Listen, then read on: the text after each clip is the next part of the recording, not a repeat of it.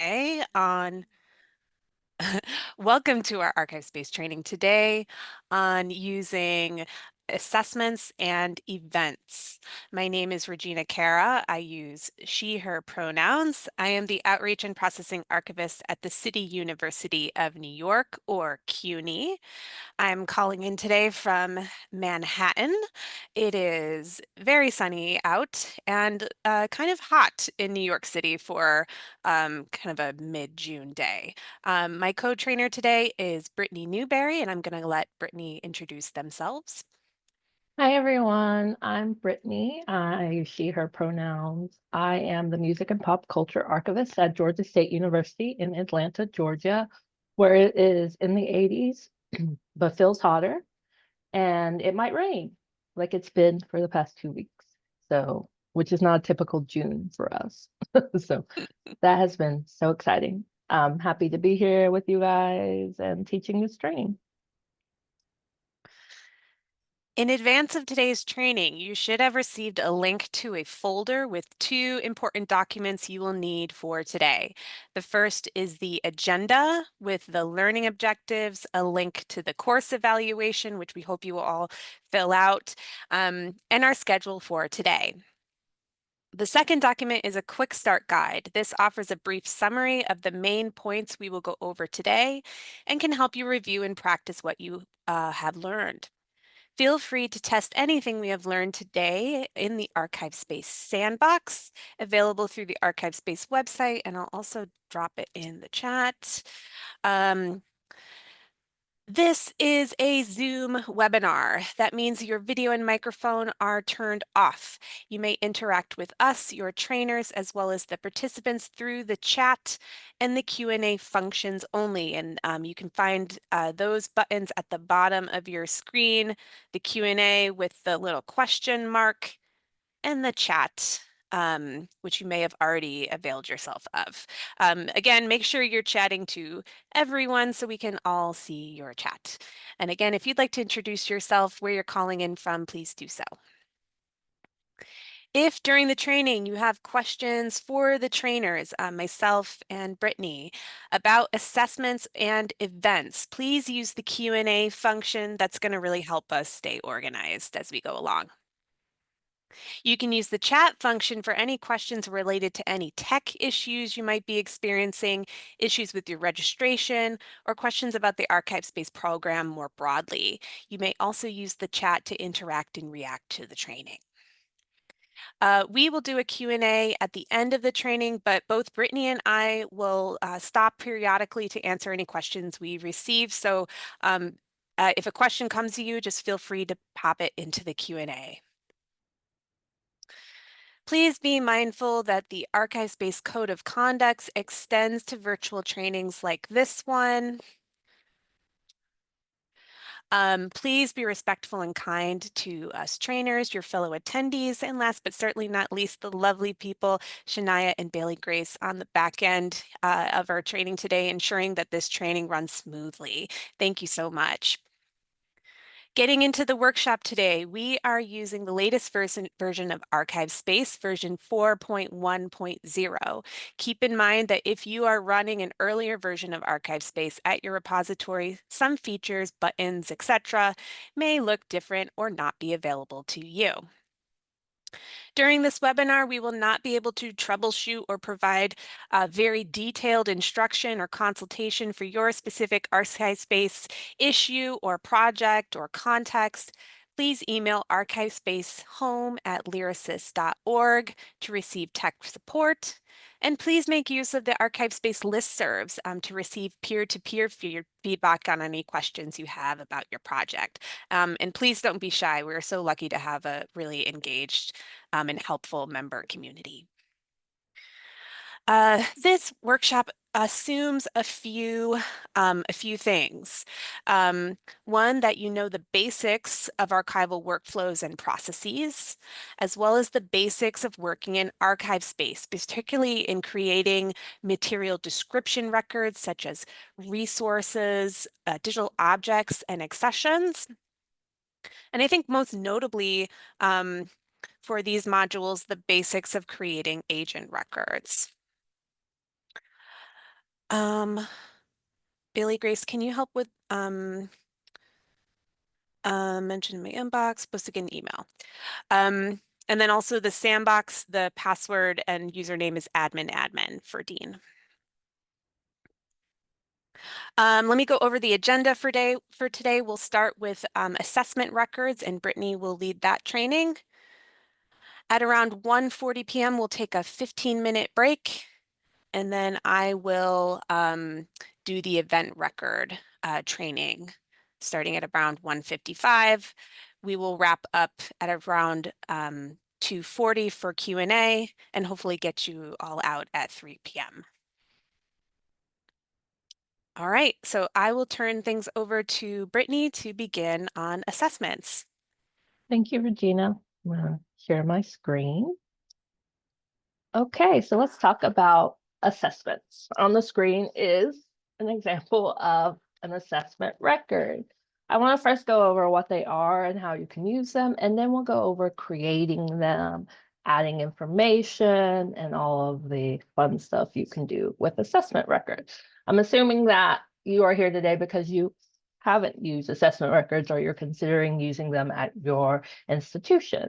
So assessment records contain information about the quantitative and qualitative condition of surveyed material, its readiness for things like reformatting, housing, physical arrangement, intellectual access, and even their research value. So this allows users, the people using ArchivesSpace, people at your repository, to rank the materials needs relative to the needs of other surveyed materials. So they can occur at various points in the life cycle of an archival collection and for many reasons. So say you get a collection in at acquisition and you're accessing it. You can create an assessment for that accession record to determine when it's ready for processing, what kind of materials are in there that need to be noted. So a processing archivist or staff member or student assistant is aware of what's in that record and possible things that need to happen, like special materials being ordered and that kind of thing. It can be linked to a resource record. So you already have the finding aid created, but you want to make note of things in it and that there's reformatting that needs to happen. So there might be restrictions on the collection and you want an assessment record so people know, or people who work in the repository know, okay, we're getting this ready for reformatting. These are the types of stuff in there and why. It can even be linked to a resource component record. So it doesn't have to be just at the collection level. Your archival objects, your series, your items, your files, they can have assessment record linked to them. And you can do digital object records as well, especially if it's something that has been digitized or it's a reformatting of it and you want to add some assessment to that.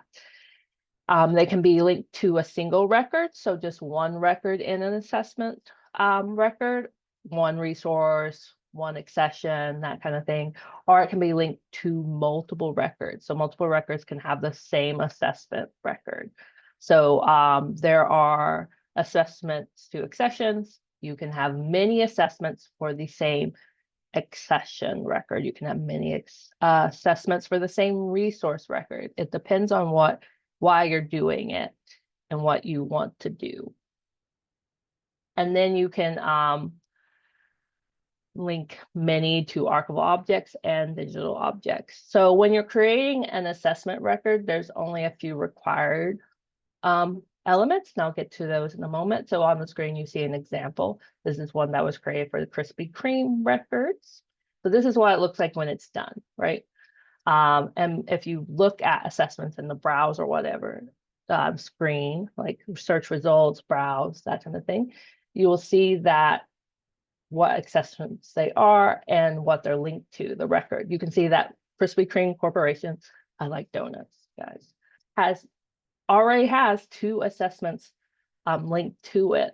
So there's many, that one to many, because there might be multiple reasons why you're creating that assessment record. So you can create assessment records from various areas. So if you were to browse assessments where I'm at, you can click create assessment, and that takes you into a new assessment record to start creating an assessment. You can go to create and go down and click assessment. Or you can go into the record you're looking for and create it from there. I want to point out that this is below the line, which means these assessment records are only available to see and link to materials in this repository. So if you have multiple repositories in your ArchivesSpace instance, you're only creating assessments for the items of resource records, accession records in the repository that you're currently in your instance. So if you were to change repositories, you wouldn't see these assessments. You would see other records, right? And you would be able to create assessments for those and not see the ones in other repositories unless you are like an administrator and can go between repositories. So let's go into resource records. I'm going to browse them. We are going to create an assessment record for this quilt collection that we see here on the screen, A0053. I'm going to go into view mode. You can go into view or edit, because what you're looking for is this top toolbar here, and you're going to click on more. And from there, you're going to click create assessment. So that way, whatever you're creating an assessment for is already linked to the new assessment record. So you already have that. If you need to add more, that will have the same assessment associated with it. Say it's a batch of new acquisitions, and you just want to note what came with all of them, that they all have an inventory, that kind of thing. You can do that and start linking those. So again, you can have many records added to this assessment. When you are creating assessments, you'll see the red asterisks. What are required is the record that you are linking this to, the accession, resource component, or digital object record, and then who it's being surveyed by and the survey date. So this is the survey begin date. So that way, those are the only things required. Everything else is optional. In my opinion, I don't know why you wouldn't add other things if you're creating this, but if you want to get started and save it, those are the things that are required. So we have this linked resource record. The other part of basic information is the existing description information about the record. So we know that this is a resource record. We already have an accession report. We have a box and container list, and we have a collection/control file and a deed of gift.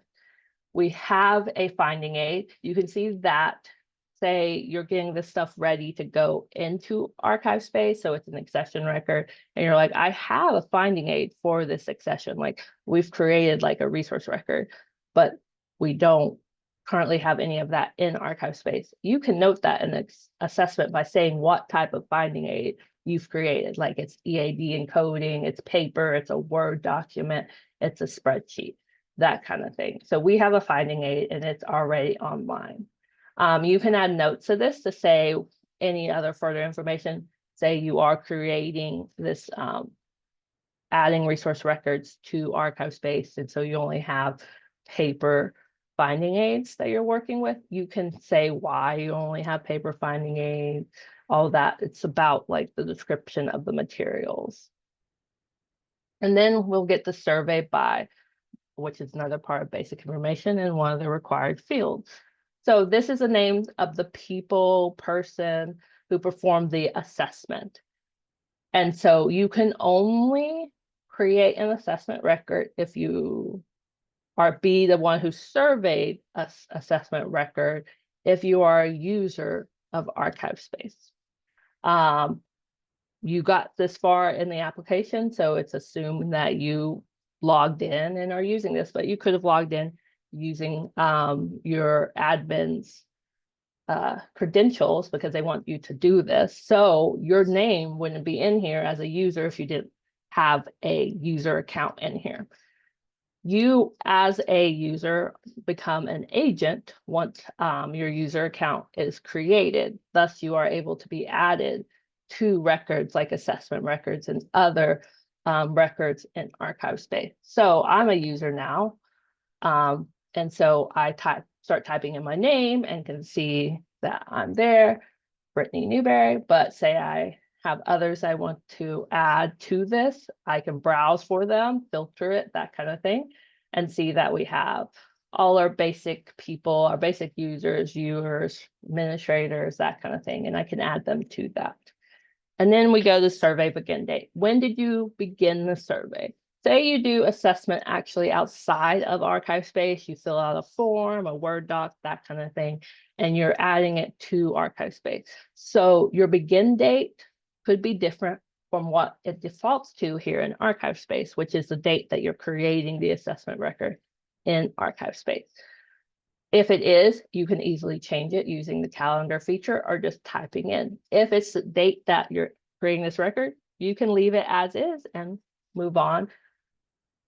If this has been completed, say again, you've already done the assessment before entering this record, you can add a complete date, but is not required to do so. But again, it's just a general calendar feature with the year, month, day, like other date records in ArchivesSpace. You can do just a year and month, that kind of thing. But you make sure it's in the year, month, day format. And then time it took to complete the survey. So if this is like something that you are reporting on, it needs to be a part of the statistics and data that you're gathering. And this is important because you're maybe trying to find space and your resources, funds to like fund someone to work on this kind of stuff. And you're like, well, this takes like 50% of our time just to assess all these collections. You want to add like this took 2 hours, so there are 2 days, that kind of thing. So you can add that the time it took to complete survey. So this is measured in hour increments. So you'll want to just leave it as a number. So it's 8 hours. We can say that if it's over multiple days, 48 hours, that kind of thing. And then extent survey, again, not required, but if you are doing only portions of the resource record and say you're only looking at the photographs or audiovisual materials, you may want to add the extent that was surveyed. Say it was the digital content. So you only surveyed like the 10 gigabytes of digital materials that you got, or the born digital materials that you received. You'll want to add that here. So you recognize that it's just a portion of the collection that was surveyed rather than the whole extent of it, right? And then, is there a review required? Are you the last person that needs to complete this assessment, or does it need to go on to administrator? So we'll say you check this box, review required, and then who needs to review? This is again another user in the ArchivesSpace record, so they need to have an account. So we're going to say it's administrator needs to review this, and you can add a review note, saying things like review for accuracy, which requires me to know how to spell, that kind of thing. And so you can add the note, again, not required, but it's something that you can consider if this is not just stops at who's surveying it, right? And then you get into the purpose of the assessment. Why did you undertake this assessment? Is there a specific reason? Is it conservation priorities, processing priorities, appraisal of the collection, reformatting, that kind of thing? So say we're doing this because there's a bunch of photographs and we need to assess them for what conservation issues. So that's why we're looking at this resource record. If I were to take you into this resource record, we'll go and view that. You can see that we have multiple materials in it. We have text, graphic materials, and we have some photographs. So we're reviewing a mixed bag of things, and we're just trying to get a handle on what kind of materials are in this collection. So that's why we're undertaking it. So if we go back to the new assessment, we can add that to our purpose of assessment, just trying to understand the collection or get an understanding of what needs to be reformatted and conservation issues, that kind of thing. So,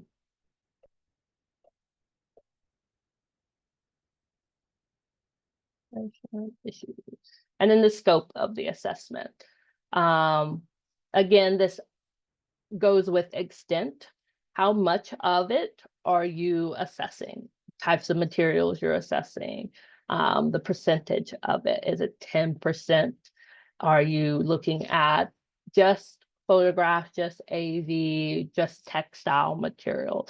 So you would want to look at just that and add that to the scope of the assessment. So that's noted. So if someone comes behind you, looks at this collection, says it needs an assessment, they can see that this assessment's already been done for photographs, for textiles. We can assess everything else in the collection. And then is there sensitive material? Stuff with PII, personal identifying information, redacted materials, fragile items, confidential things. You can check this box for that. And then is it inactive? That means this assessment record is no longer considered active and does not need to be included in searches or reports. You've moved on. So the reformatting has happened, the conservation work has been done. So if you've created assessments and you're like, I don't want these to appear in my reports anymore because we've done the work and I don't need those there, you need to go into the assessment records and check inactive so they no longer appear in your searches or reports. And that way your reports on them are accurate, right? So there's that to consider. And then we get into the fun stuff. It's all fun. I like assessment records. So that's why I'm here. So, but this assessment information, this is where you get into rating them, identifying specific issues with the whatever you're rating, the collection, the items, the digital objects, that kind of thing. So if you just want to do a general assessment at the time and come back and do a larger assessment of the collection, you can just write a general assessment note giving any further information on the assessment and what you're doing, that kind of thing. So in the ratings, we start with documentation quality. Documentation quality generally refers to the kind of documentation that comes with an assessment. So it's a rating of 1 to 5 that applies to the richness and depth of documentation available in a collection. So is it great? Do we have great documentation on how it was acquired, the provenance, that kind of thing? If that's good, we give it a rating of 5. If you can't really rate it, you keep it at no rating. The default is no rating in all of these because, again, these aren't required. So it's not going to magically rate things for you, unfortunately. So you choose a rating based on documentation quality, right? Like the richness of that documentation. If you think that you need to add a note on why you chose that rating, you can do so by clicking add note. All of these ratings options have that as an option, but it's not required when you choose the rating. Say you want to note what kind of documentation it has. As we saw, we have existing description at the top of basic information, but you want to get more into that. You can add that to this note field and just say like what you're talking about. I want to make a note that when you're doing ratings, you can see at the bottom, you can see that there's not a research value rating. If you have the ArchivesSpace Help Center, if you're able to access this, it tells you why. But when you choose a rating for documentation quality and a rating for interest, like the amount of interest people have in there, that together creates the research value score, right? So what the documentation you have and the interest in the collection itself will create that research value score. So then we have housing quality. This, fortunately, the pop-up box has a lot more in-depth information about why you choose a rating. Housing quality is intended to describe the overall quality of housing of the materials in a collection. Items or groups of materials when in a collection may be in better or poorer housing than what the overall rating indicates. So again, if you're only doing a portion of the collection, say the photographs, of oversized materials, whatever it is, this is the housing quality for that portion of the collection, right? So we are looking at this quilt collection, and it's all been rehoused into nice boxes. It's great. So we're going to choose a 5 because 5 indicates that the collection is housed in completely acid-free boxes. And the folders are in great condition. They're also acid-free. So they have a reasonable amount of material in them, meaning they're not overflowing and hard to get out of the box and that kind of thing. Or it's not just one sheet of paper in there and using a folder for that reason. And they are the correct size and type for the materials they house. And if it's like you're rating a book that you have in ArchivesSpace, because that's where you catalog information, you can use assessments for that. You can also talk about the binding. If it's a bound volume, housing quality is a great rating for that, right? So we're going to say this is great because everything is housed how it should be. Photographs are in plastics, mylar sleeves, like it's beautiful. I hope we all can get to that. But of course, if you're doing this with an accession, a new acquisition, you may have kept it in its original housing and thus it doesn't have great. So you want to note that as 1 because, at 1, it's like no archival boxes and items just may be loose on the shelf. You can note that with housing quality. So if you were to add a note, you can say information about the housing quality. You can say oversized materials are sitting in a folder on the shelf. Tapes are not in a box, that kind of thing. So you can note that with housing quality. And then we get into intellectual access. This plays more into the description information. So the finding aid, the mark records, any kind of like descriptive information you've created thus far for the collection. So it's again, all these are ratings 1 to 5, and it just applies to collections, intellectual description, and the accessibility of that description to users. So if you only have a paper finding aid and they have to come to you or you have to scan it, then it's not as accessible to users, to your patrons, as you would like, unlike an online finding aid that's been published and is available to the public. We know that this has an online finding aid, that it has all that it needs, and we can choose a 5 for that as well. Now, if it has nothing, like it only has internal documentation, so your collection control file, your deed of gift, and it has an accession record or a brief one, or it doesn't have one at all, but it's in whatever it has, it's just inaccessible to people and only to internal staff, then that's a rating of a 1.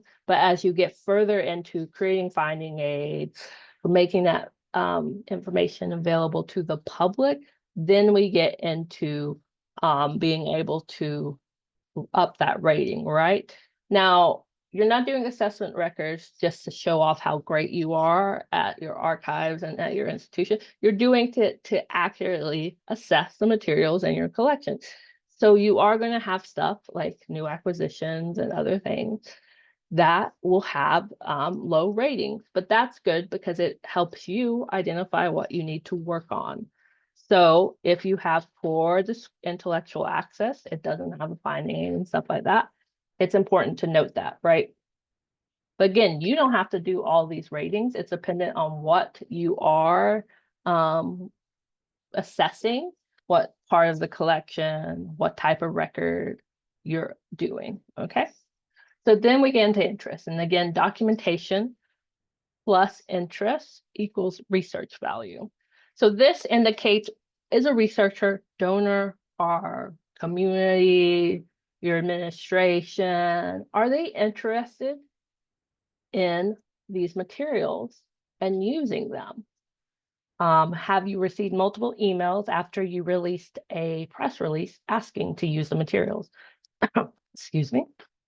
Give me 1 second.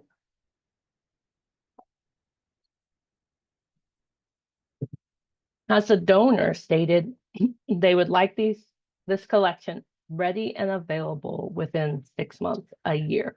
That's a lot of interest in making sure their stuff is up. Is administration asking you to put it up because it goes with the strategic plan? It's important to the institution, it's president's records, and they know people are interested in it, that kind of thing. So this is a value judgment based on you and the information you have. And know, if you know that you have classes and faculty and professors who would really like to use this collection because it fits with the research interests, but you may not have received emails about it, you've just talked to people, or you received this collection specifically for those reasons, then you can rate your interest based on that. So in this instance, one would be negligible interest, like there's really no interest in the collection. You have heard not a peep. It's just records you had to receive as a part of the records retention schedule at your university, kind of thing.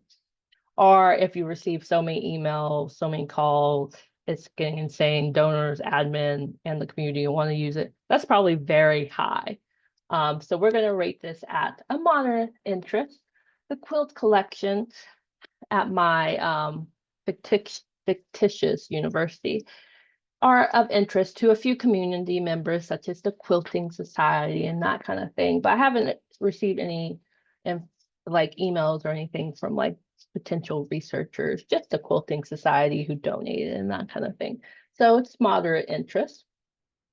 And then, but if I were to like be talking to people and the interest changes, you can always edit this assessment to reflect that and add a note that it started out like as low interest and then became like a high interest rating. I'm going to go ahead and save this so I don't lose any information. And we're going to go back to assessment information. So let's get into physical access, which is the arrangement.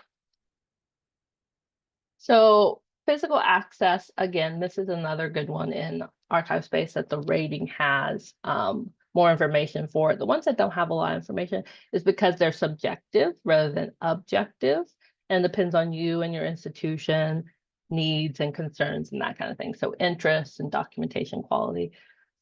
There's not going to be like a lot of information there because you may document things a certain way at your institution, and the rating reflect you as an institution, not necessarily wider archives field and standards. But we have certain standards for physical access and intellectual access, right? So this applies to the order, the arrangement, the collection, accession.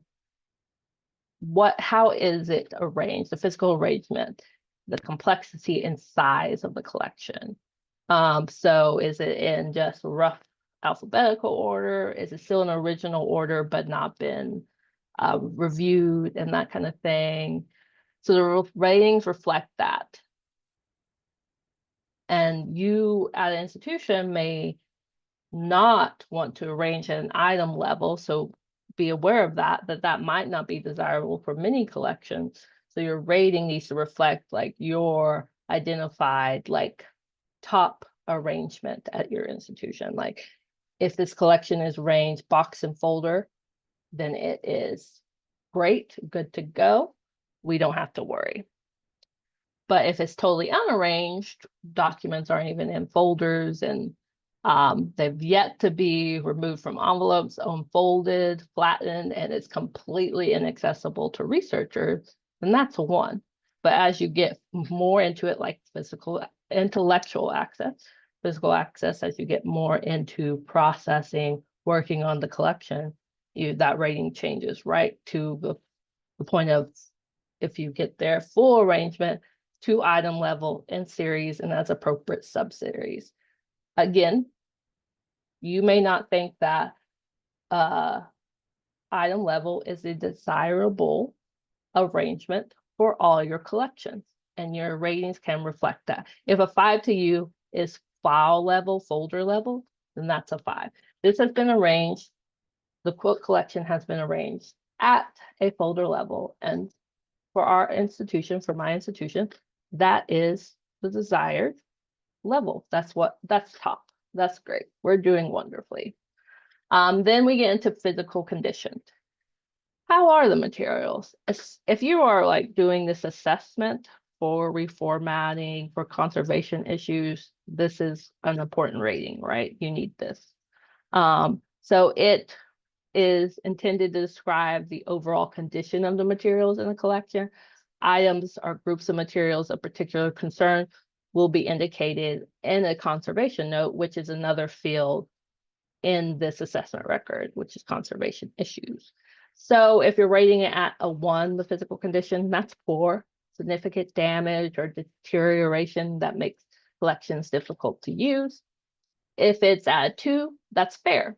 It's somewhat worse than expected deterioration with some further deterioration possible. So you've noticed mold damage or something like that, and it could get worse if not properly housed. But if it's good, that's a 3, like it's in the middle, it's expected for the age of the collection and what you receive, the types of material.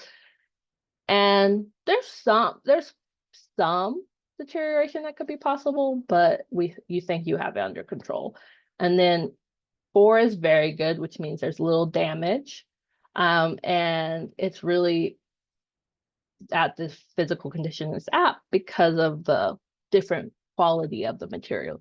You have photographs, oversized materials, paper documents, all AV, like it's a mixed bag, but for what it is, it's doing great. There's no damage that you can discern. And then 5 is excellent. Little damage was very slow or minimal. Further deterioration expected based on the high quality of the material. You received it from a space that was not a flooded basement, a storage unit that has no AC, like it was housed properly by its donor, and it comes to you, excellent condition, and you don't have to worry about deterioration continuing. We are not always that lucky. Most of us have to go into those basements, those garages, those storage units, and pull things out that they're great, but they need some serious conservation. So in physical condition, you can note that, you can add a rating. So we're saying this is good. There's some deterioration to the materials, and we've worked on that when processing the collection, and we are good to go. We are creating this assessment record for the quilt collection just to note what's in there and have that for us on the back end, right? And so if you want to add a note for physical condition, again, you can. These notes are always available to you, and you can get further into why you did that rating and what concerns that you have. But again, there is a conservation issue section that we'll be getting into. And lastly, one of the out of the box ratings that you have available to you is reformatting readiness. So you use this rating if to determine how easily materials can be reformatted. So your audiovisual materials, your photographs for digitization, that kind of thing. So at a 1, materials would be extremely difficult to reformat. It's an obsolete media format that in-house you could not do the digitization, but also the materials are just not in a state that can be reformatted. There's serious conservation issues because of where they came from, that kind of thing. And it may even be a format that there's no technology out there to reformat it, or it has to go to just one institution and they're very busy. Say things, you have like things like wax cylinders, those recordings that are from the early 20th century, late 19th century, early 20th century. And you know it only can go to one institution, but you see a crack in it or something like that. It may not be easy to reformat. So as you go up in the numbers, you need to consider the format, if it's obsolete and where it can be sent, the vendors, can it be done in-house, that kind of thing, what conservation issues are happening with it, and are they in a state that reformatting will help with that.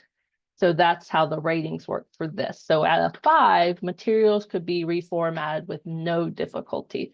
It's a photograph. It just needs to be scanned. There are no conservation issues. Formats are recent or current, and technology is readily available to recover or convert files, and there are no intellectual property concerns. And metadata is present and complete. This reformatting readiness also applies to the metadata you have for these items, this collection, that kind of thing. So if you create no metadata, you don't even know what like technically what it is, dates, anything like that, and that's a 1, right? So you need to be aware of metadata when you're rating this too. You've created a spreadsheet for everything, you have all that data, you're good to go. You're going to be at a 3 to 5, right? You also can use this to consider born digital or digital media that came on physical media, like floppy disks and CDs and that kind of thing, and consider the types of file formats that are on there. Say you have Word Perfect files or file formats that are no longer in use, and you in-house aren't able to convert that. You can use this rating for those types of materials as well. So this is for physical materials as well as those born digital ones. So consider that and add a note about the types of materials you're reviewing in the scope of the assessment, as well as this rating note. So reformatting readiness, we just have photographs. They're good to go. We have some metadata. We should be fine to reformat those. If you want to add additional ratings, that's when you get into management of assessment attributes, which is something we will discuss a little later on. So we'll get into that once we've completed creating of this assessment record. So let's talk about lists of material types and formats. This is where you're going to note the types of materials, like that scope of the collection, like what formats are in there, what do we got, what's the good stuff, that kind of thing. Again, this applies to what you're actually assessing, the portion of the collection you're assessing and what's in there. You have various types that you can choose from architectural materials to other, and you can note that down below in the notes field if you need to. If other doesn't really work and you are a special type of institution that collects on very specific materials and that's not listed here, you can add those in the managing assessment attributes, which I'll go over in a moment. So this collection has photographs, textiles, and then it has regular documents in it too. So we're gonna choose what types there are. So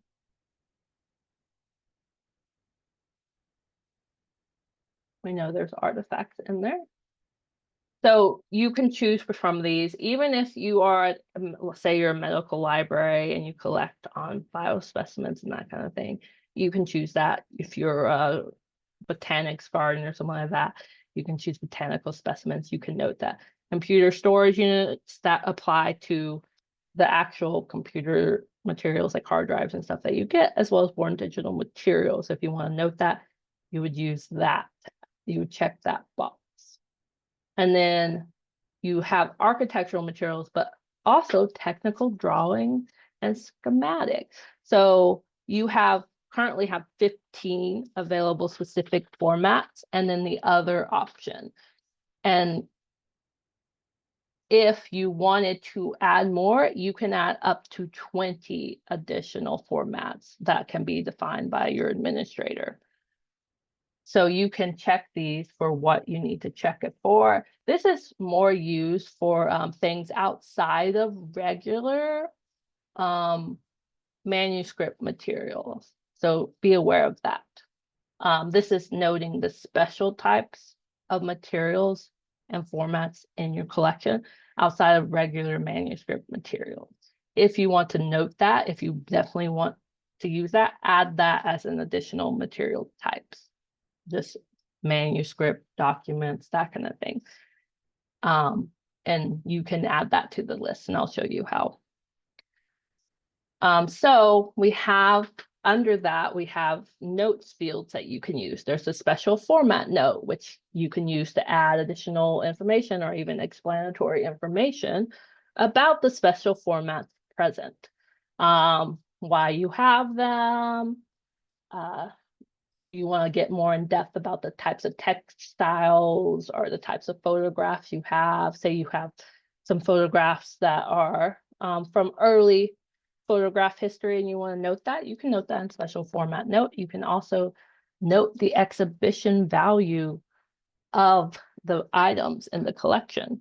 So either the overall collection itself, you can note the exhibition value here, or just items like the portion that you're looking at indicate that it could be especially useful in an exhibit or is appropriate for exhibit either at your institution or elsewhere. And if you want to identify those institutions here, you can say so.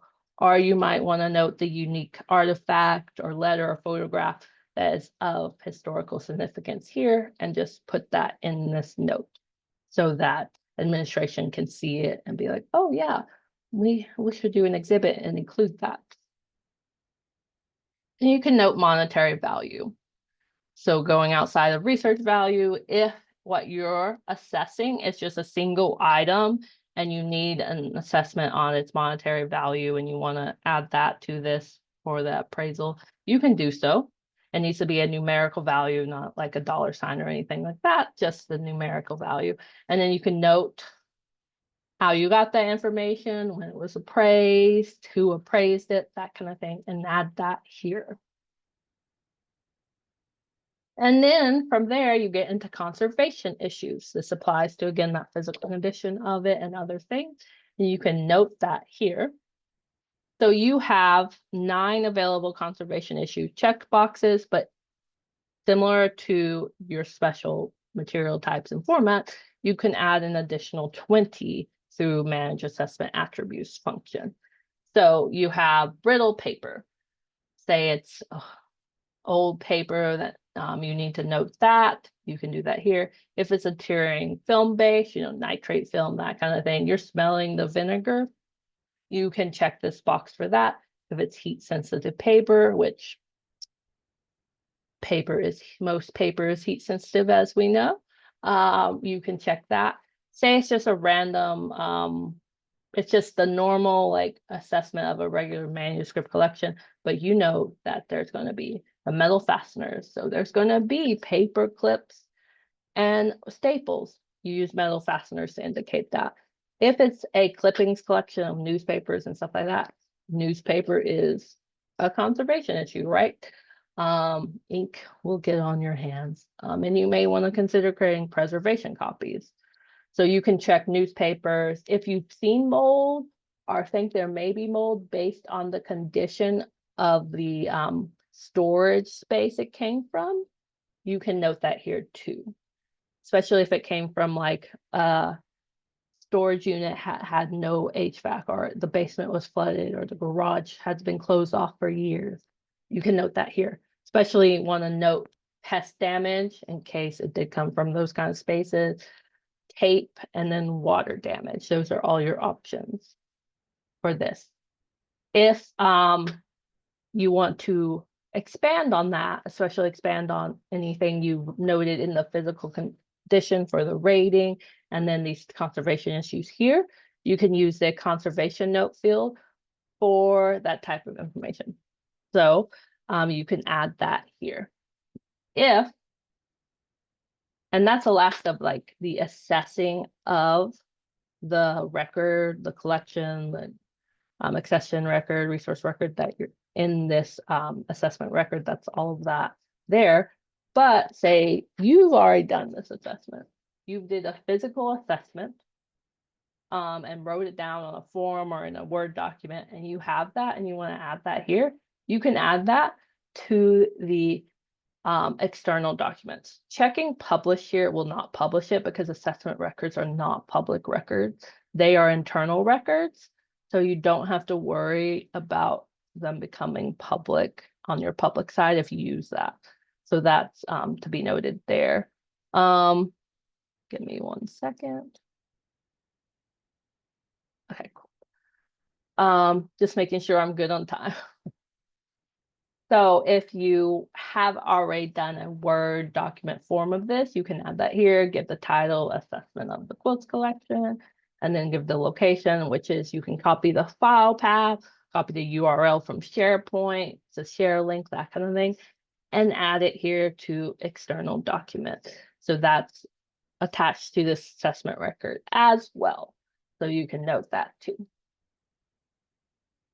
Before I move on, I wanted to see if there are any questions about assessment records.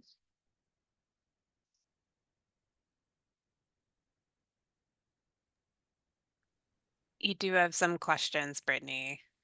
Do you Okay. want to take a look at them? Yeah, I have it open. Okay. So we have, can an assessment record be attached to a specific item / folder in a record? And yes, as I stated earlier, if you were to say go into a resource record, let's just go into the quilts collection, and we only want to do an assessment of the photographs. You can go to that, click more, and create an assessment. And so it's only linked to what's the archival object in that collection, not the whole collection. So it's only at this level, only this archival object. You can do it at series levels too. You can do it with digital objects as well. So you can create the assessment record. If you were to just create an assessment record, you can browse and find the collection, the accession, and see you have in just this instance close to 5,000 archival objects that you can create an assessment for. So you can even browse for them in the new assessment record and do that. And you can add many of them to this and do assessments for all of them at one time, or just do the series at one time.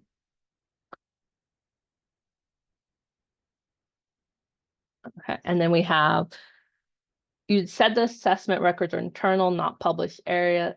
Ever does clicking publish do anything to external documents? From what we have found with this and other records, no, it will not publish them. It's just it might be an error in the code. So checking publish will not publish that external document. It's just in other records like resource records and accession records, you can publish external documents, right?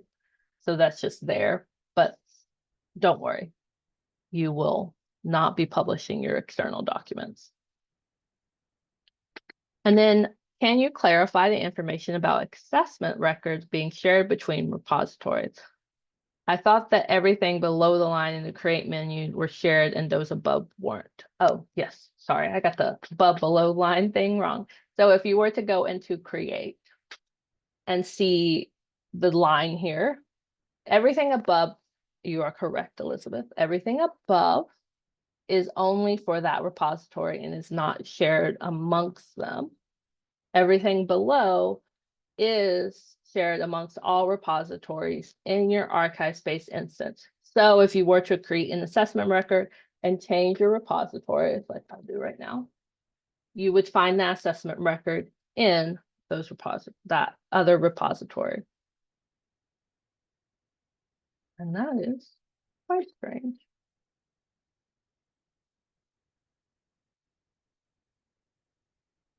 Okay, that was weird. Either we're finding an issue or they're not supposed to be shared. Because if we were browse subjects, agents, all of that, you would see that we're there. Like I'm in this as an agent, but my user account was created in the other repository. So I'm not sure what's happening there. Thank you, Elizabeth, for pointing that out. I will let ArchivesSpace know about that, see if there's an issue there. But everything below a line in when you're looking at browse and create, it indicates that it is shared amongst repositories in your ArchivesSpace instance at your institution. So it should be there. I'm not sure what's happening. It's always fun to find those during a training. And then the last one is, can we change the tooltips for the 1 to 5 values? So I will answer that when we get into managing assessment attributes, which we are doing now. So thank you for that question. Let's get into managing assessment attributes. But before I do that, one second. Let me go into this. There's certain things you can do with an assessment record. You can transfer these to a different repository and have it associated with that repository, which is indicated in the ArchivesSpace Help Center. So since it's associated with records in this, and that record gets transferred to another repository, then that assessment goes with that record into the other repository. That might be why these assessment records aren't appearing in the other repository, because this resource record isn't in that repository. It's not associated with it, right?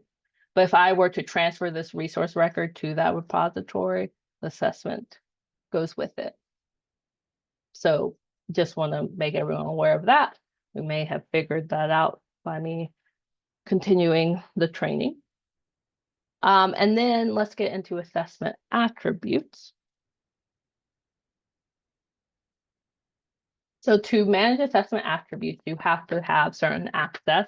Usually only administrators have access to manage assessment attributes. So be aware of that. If you're a basic user in this system, you most likely will not have the ability to manage assessment attributes because it's kept at the admin level. So people aren't adding strange things and doing all of that. So you may have to tell your administrator what types of attributes you would like added. So to get that, you would go to the gear menu, this drop-down menu, and click on Manage Assessment Attributes. You see the global ratings, these types of ratings. You can click on them and see where they've been added, used, and then you see over that. So we have the assessment attributes, the ratings section. Then you have material types and formats, and then repository material types and formats that you can add to. To answer the question, can you change the tooltips for 1 to 5? That's something you have to do on the back end, like any other tooltip in ArchivesSpace. It's an API thing, not available in the staff interface kind of thing. So you would have to system admin, whoever has the ability to do that, ask them to change the tooltips for you in the config file. Yes. So this manage assessment attributes is just for adding attributes to it. So we have repository ratings. We have reformat readiness, housing quality, physical condition, physical access, intellectual access, interest and documentation value, and research value, which we know is calculated. But we want other repository ratings. You can add multiple to this. You can add 10 additional ratings to the this assessment attributes. So say you need to actually separate from general interest, you want to make sure that you note donor interest as a separate thing. You can add that. If you want to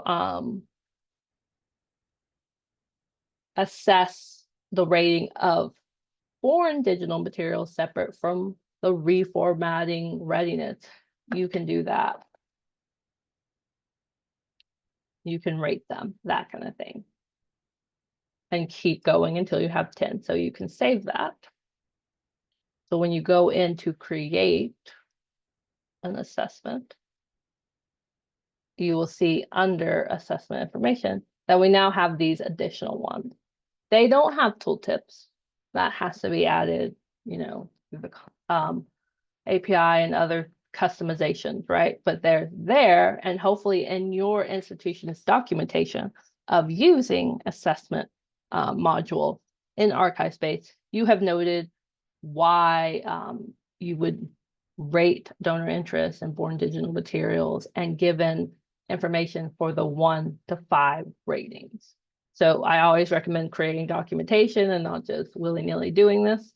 So if you add additional ratings, add them to your documentation and say why and how you would rate them. If we go back into manage assessment attributes, we can then also add material types and formats. Again, say you're a very specific repository that collects on specific materials, sorry. You may want that noted and make sure it's there.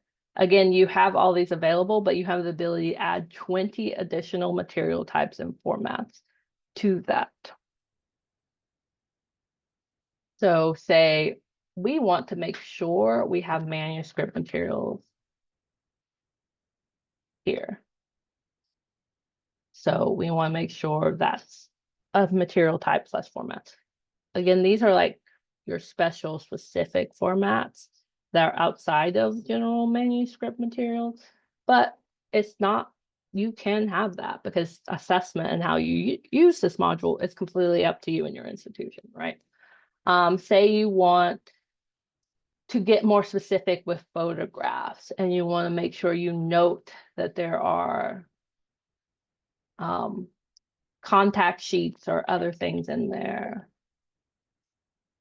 or you want to note the specific type that you have 10 types, which I'm just going to do that way, 10 type photographs, and you want to add that, you can do so. So you can get as granular as you want with these types and formats within the 20 that you have available to you. You can't delete these currently. That's a separate thing that you can do outside of the general staff interface.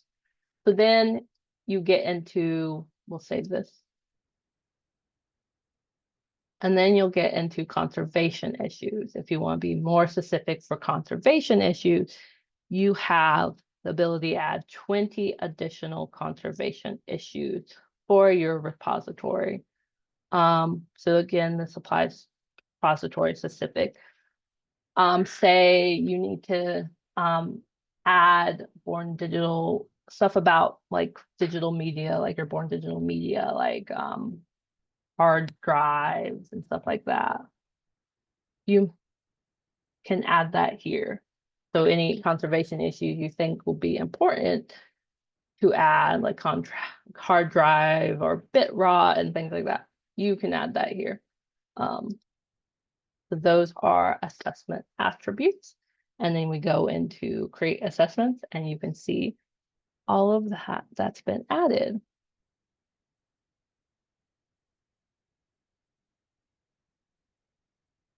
And they always get added below because these are the default ones. Any ones you add get added below additional material type / formats. They don't get added to the top here. And I don't know why the checkbox is like that, but you can then check those boxes and save that to your assessment record. If you were to go back into assessment attributes, I clicked on this accidentally, but if you ever want to see any assessments that have a specific rating, you can click on that magnifying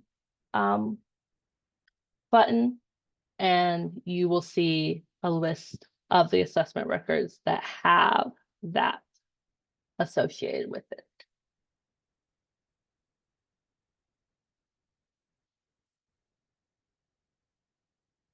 If you saw in the search results that this says assessment completed and it equals true, that gets changed because you have added a complete date. So if you want that in your search results, your reports, you need to add a survey completed date to your assessment record. So if you're working on the record and it's not done, you don't add that. But once you are, you can do so and you can indicate when it was done, day, same day, different day, whatever it may be, and it will show true. And then you can notify your administrator because if they need to review, they know that you completed the survey and they can review it. Let's get into, well, let me first see if there are any more questions. Then we have one more question. Have you seen institutions using assessment records as part of the appraisal process? I'm not aware of a lot of institutions using the assessment module currently. That doesn't mean they don't. I just haven't seen it in anything I've been to. I highly recommend it for that process, right? Appraisal process, because it allows you to identify formats, conservation issues, that kind of thing. So it is something that you can use as a part of the appraisal process, and that could be one of the reasons you decide to employ the assessment module. If you are a member of ArchivesSpace, if your institution is a member, you have access to the ArchivesSpace listserv, and you can ask questions about the assessment module through that listserv to see if others are using it and how they are using it. So I highly recommend that, and yeah, and the use of it for appraisal process.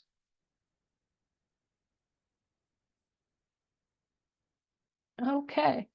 If there's no other questions, we will get into assessment records and assessment reports. Sorry, not mean to say records. I want to note here when you're doing reports on assessments that if you were to check inactive, if that says yes rather than no, you would not be able to see those assessment records in your reports. So to get to reports, we can go to create background job, create report, or we can do it from here and click on reports. So from the gear menu, reports. So reports, as you've probably all seen them, are in alphabetical order on the side and in front of you. So we want the assessment rating report. This shows information for assessment with a specified rating in a specified range. So when you select it, you can choose to scope by date, or you can say, no, I'm good. I just want all assessment records that have this formatting. So this rating, so it has either your reformatting readiness or it has housing quality, you choose. So it does include any additional assessment attributes that you added through a manage assessment attributes area. So see, we have donor interest in born digital materials. So we just want housing quality, and we want to see any that are 1, 2, 3, or 4. And then you choose the format. There's multiple formats, whichever is easiest for you to read and use for whatever you're collecting the data for. So we're going to start that job. You go into the background job area. It goes into the queue. And then we wait for it to generate the report, which depending on how many assessment records there are, it can take a while or it can be done really quickly, like this one. So we get that report and you can download the report. So that downloads. And then we'll look at it. So this is the assessment rating for housing quality. And we see that there is just one that has these ratings. Now, if we were to go back into our assessments, you might be thinking, didn't we do another one with housing quality? We just did the quilt collection, right? But as you can see, our housing quality for that one was 5, and we're trying to get all the ones that were below 5. So this one wouldn't be included in the report. So we can see that it's just Krispy Kreme Corporation records. It has housing quality of 4. We can see that there's a general assessment note that we need to review the collection for any items that would be good for digitization. You can note that in your assessment record. You can see who was surveyed by and the day it started and the date it ended. Again, if it's inactive, it's not appearing in this report.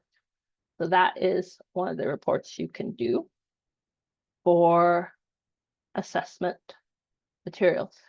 And then assessment records. And then you can just get a list of your assessment records, right? So you can go into that report, and then you can scope by date. If you want just all assessment records from 2025, 2024, you can scope it by date there. Inactive records aren't going to appear no matter if you scope by date or not. But say we just want them all, and we just want a CSV of them. Well, I'm going to do PDF since I can open it in my browser. So we're going to run that job.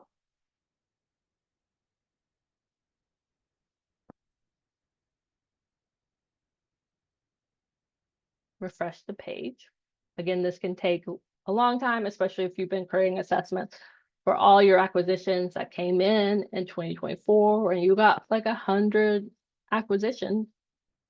Then you have a lot of accession records that had assessments, and it could take a minute to get those records, to get that list of the records.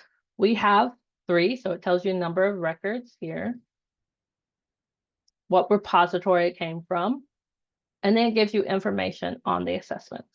So the linked record that it's associated with, and it will give you all linked records if it's more. The ID, like it's assessment 1, the existing description information. So it reports it in order of how the module is done. So all the sub records of basic information, then into rating, and then into conservation issues and that kind of thing. So we have all this information, then we get ratings, and then we get into our next assessment. If nothing was filled out for certain areas, it's not going to show it at all, right? And then we get into the rating we just did. We see that it's attached to this one.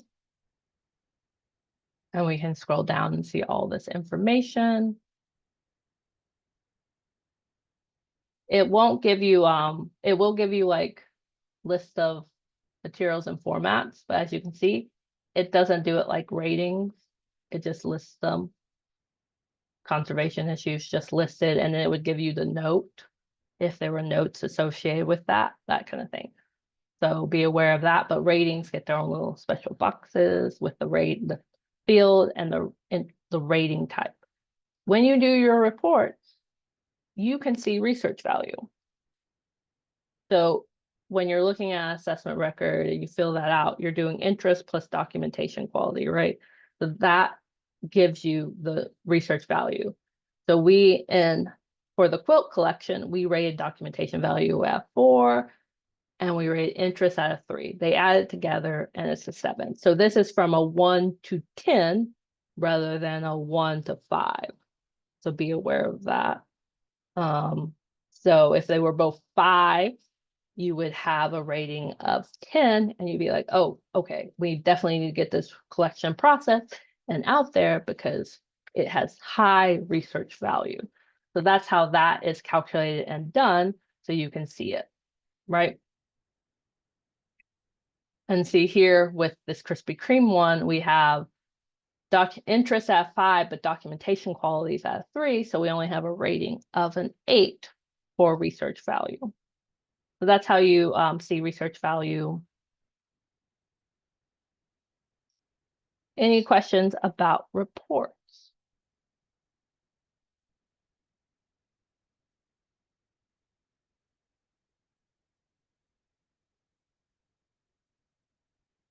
Okay, I will point out that you do have the custom report.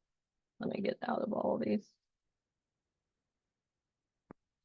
You do have custom reports as an option. So you can create templates and do that. And you can choose the record type, which includes assessments. So if you want to create a custom report for all your assessments, you have the ability to do such through the custom report template. Creating a template for assessments based on the different information that is available to you in that module and the sub records. And you can decide what specifically you want. say you just want a report that shows you if the survey's been completed, you can create a report for that. If you just want all the inactive ones, this is the report to do. You use custom reports for that because they won't appear in the other reports, right? So if you want all the things that you know have monetary value, you can do a assessments report for that. So be aware that you do have access to the custom report template depending on what version of ArchivesSpace you're working with, because this isn't in a lot of older versions. And you can do reports specifically for assessments in this.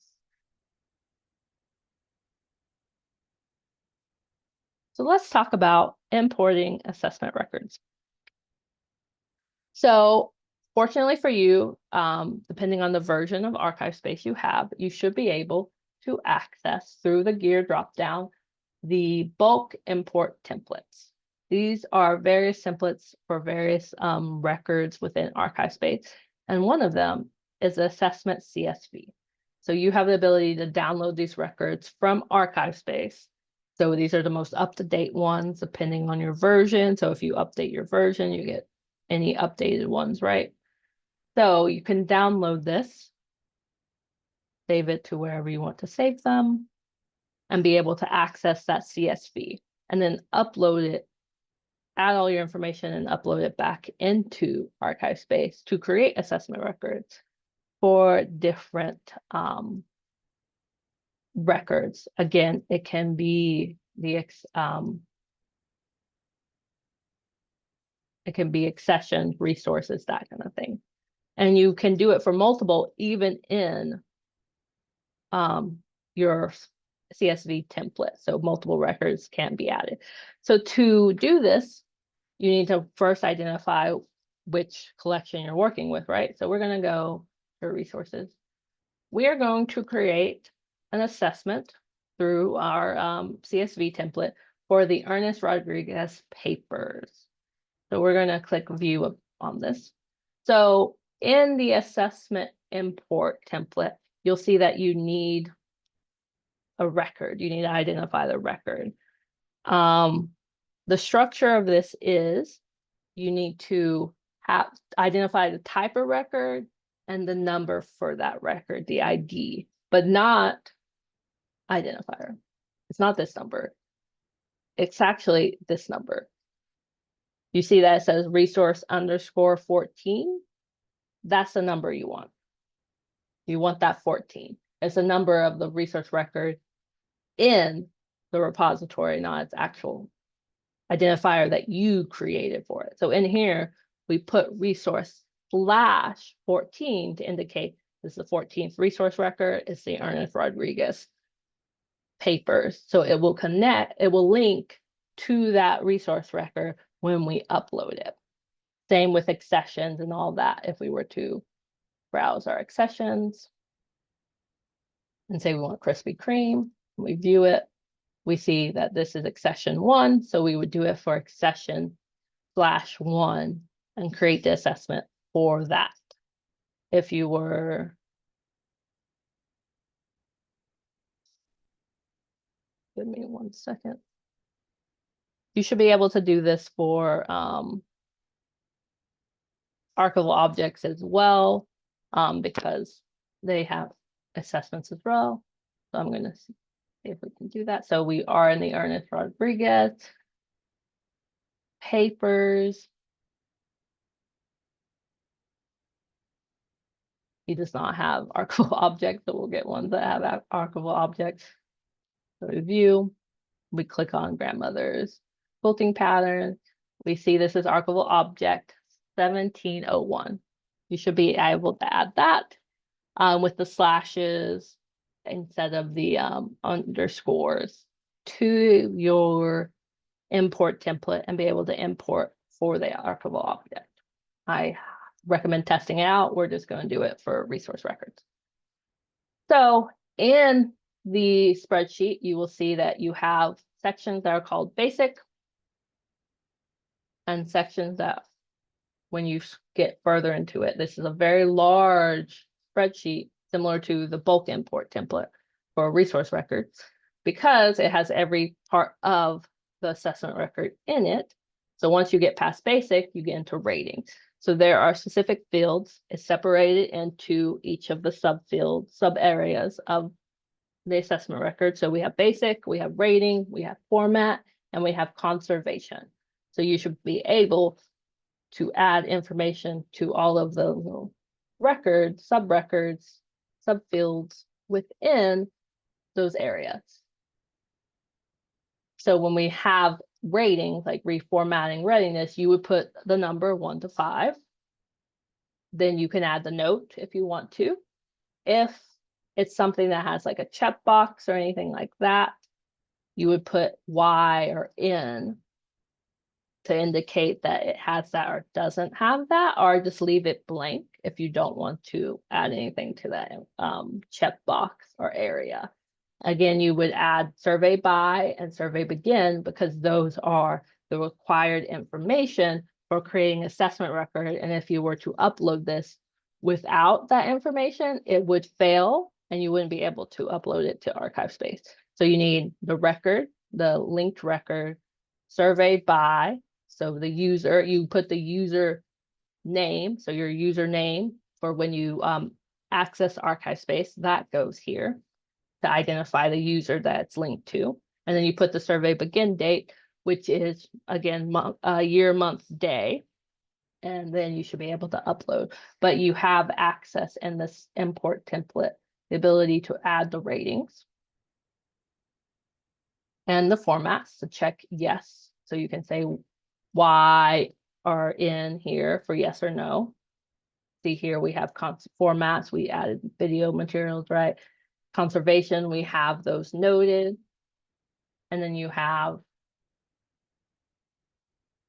ability to add all of that. The notes fields, as you see, for like conservation and format are not there, but you can of course go back into, once you've saved this, and add those notes if you want to add notes. They're just not in the spreadsheet. So almost every field in the assessment record is available to you in this spreadsheet. So you save this. We're going to download this as a CSV file. Rename it. Assessment. And then we're going to go back into ArchivesSpace and then go back into create, background job, import data. And then we're going to choose from the import types, assessment CSV. You can drag and drop, or you can click add file. We're going to choose the file we want, open that, and then start job.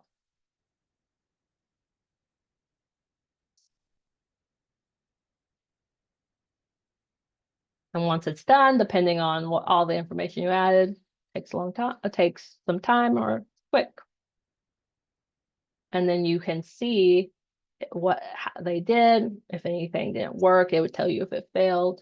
And then you can click on the new modified records, and you can see that we've created assessment 5, and it's associated with the Ernest Rodriguez papers, and it even has the identifier. So we can go into edit mode and see what that looks like. See what all got checked because we said yes to it in the spreadsheet. We have administrator, the survey by linked to it now, right? And we have the begin date. We have any other information that was added here. We have ratings if they were added. There were none added, but you can see we have the material types checked because we said yes to video materials. And then we have conservation issues checked because we said yes to recent damage and water damage. Now, if you have additional conservation issues, additional material formats, and additional ratings, you can edit the spreadsheet. I don't recommend it, but you can edit it to add those ratings. It just has to follow these, or you can leave it as is just in case you don't want to mess up the spreadsheet, the template that's there. And you can just do those ratings after you've uploaded it. just a few extra steps, but as you already did the hard work of getting most of that information into this assessment record, right? So it really depends on you and your institution if you want to try it or not.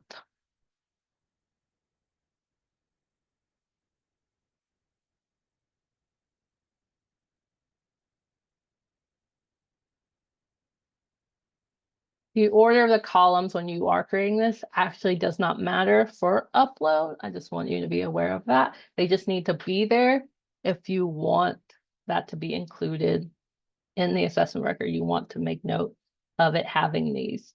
But again, you need those required fields in order for it to upload and not fail. There is in the ArchivesSpace Help Center, in the overview of this, there is a link to how to do the mapping. I'm going to put that in chat now. So it shows you how it maps to the different fields in the assessment record and how that is done and how it should be filled out when you are filling out the import template. So I recommend looking at that when you are filling out this template, just so you know what, make sure you're doing it.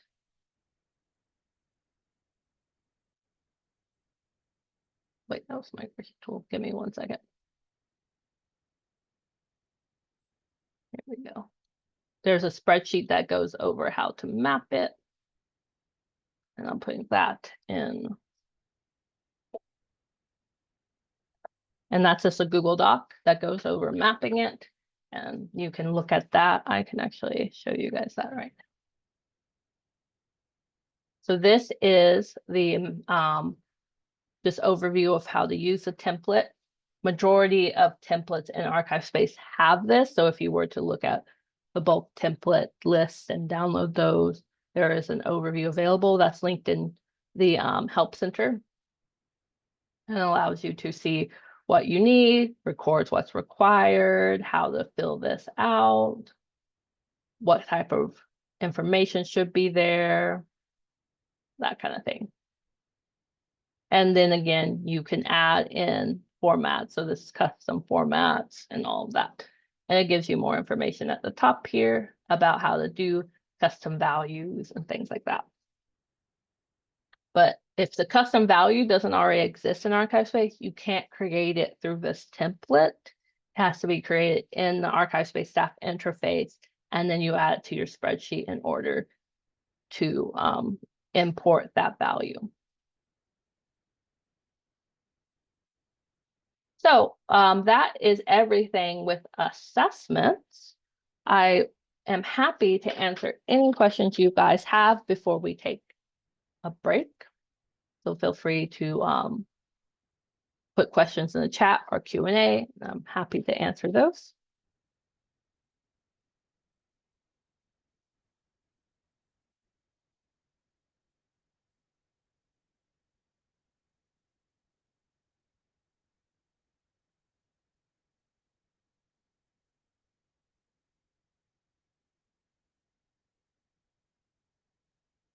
Okay, so we have a question. Is there any way to link an assessment to a top container, or could that be a consideration for future updates?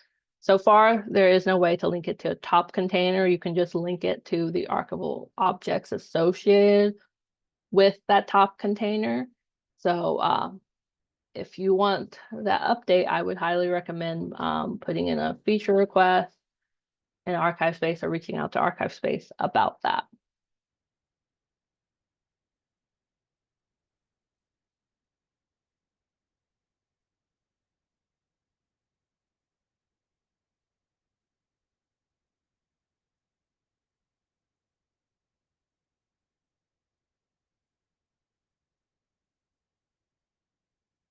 I'll give it another minute or so. Feel free to ask anything about what I've gone over, basic information about assessment records, importing, doing reports, anything. So wondering if you've had issues with customizing the template. Yes, I did say I wouldn't recommend it because similar to like the bulk import template for resource records. When you edit something, it could, mess it up and fail your import. That's why I wouldn't recommend it. But as I've shown, there's a way to add custom ones. It generally works. It's not usually an issue. Just make sure you've already created that custom rating, that custom conservation issues, that kind of thing. So that way it doesn't fail. It's just a matter of following how it's laid out in the spreadsheet. As you can see, it's custom rating, and it must be in italics in order to be included in the import. So it recognizes that this isn't a default rating or a default format. It's the new one, and it's called this, right? So I highly recommend you guys test it out and see how it works for you. Assessments can be deleted, and you can always download the template again if you need to from ArchivesSpace.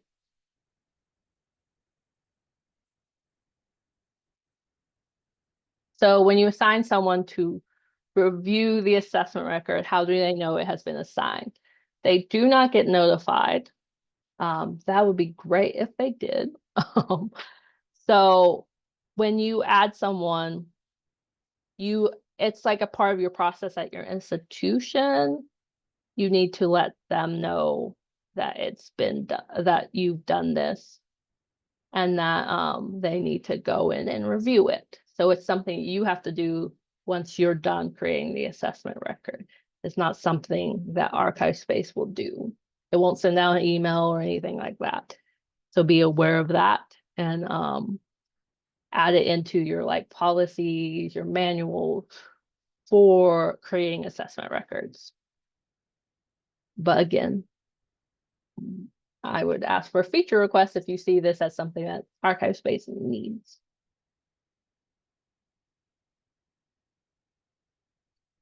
Someone asked if you can run a list of the assessment records that need reviewed or have to write it down manually. So you can go into reports. Let me pull that up.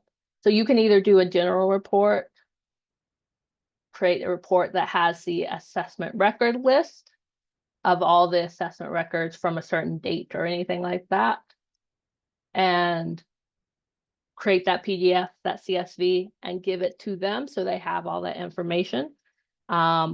Or you can do the value rating ones, or you can create a custom report template. And you can choose assessments there. And when you have, scroll down. Sorry. There's a lot of review. So you can have them review it and choose a reviewer. It should be. That's interesting.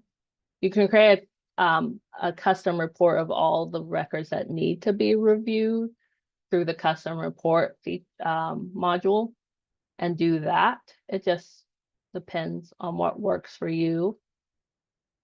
That's what I recommend, is doing that. So creating a report, either the list of the assessment reports based on dates, or creating a custom one, because you can link records. So you can choose to link reviewers. So you can link that to it, and so they can see, oh, I need to review this, send them email with a list of all the assessments they need to review. That's just a recommendation. Again, this is an institutional decision on how you do that. There's no standard way of how you notify someone. Having it reviewed is optional. Remember that. And then our custom reports created using the custom report tool shared across repositories. Yes, reports are shared across repositories, custom reports. So you can, so if you go into the templates, so you're creating a template. So if you go into the templates, you will see a list of all the templates that have been created in that repository, other repositories. Yes. but don't quote me on that. I recommend looking into it. This isn't this is not a training on custom reports. Regina, are you aware of if they're shared across repositories? I do not know, but I can check during the break. Yeah. I'm curious about this too. I'm working on a consortial archives-based project. I want to know the answer to this question. Hold on, Stephanie. Yes, we will let you know.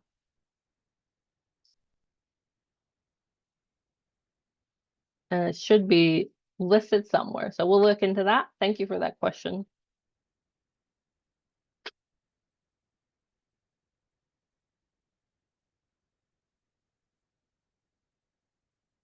Okay, so we're going to go ahead and break early. I tried my best to get to that 1:40.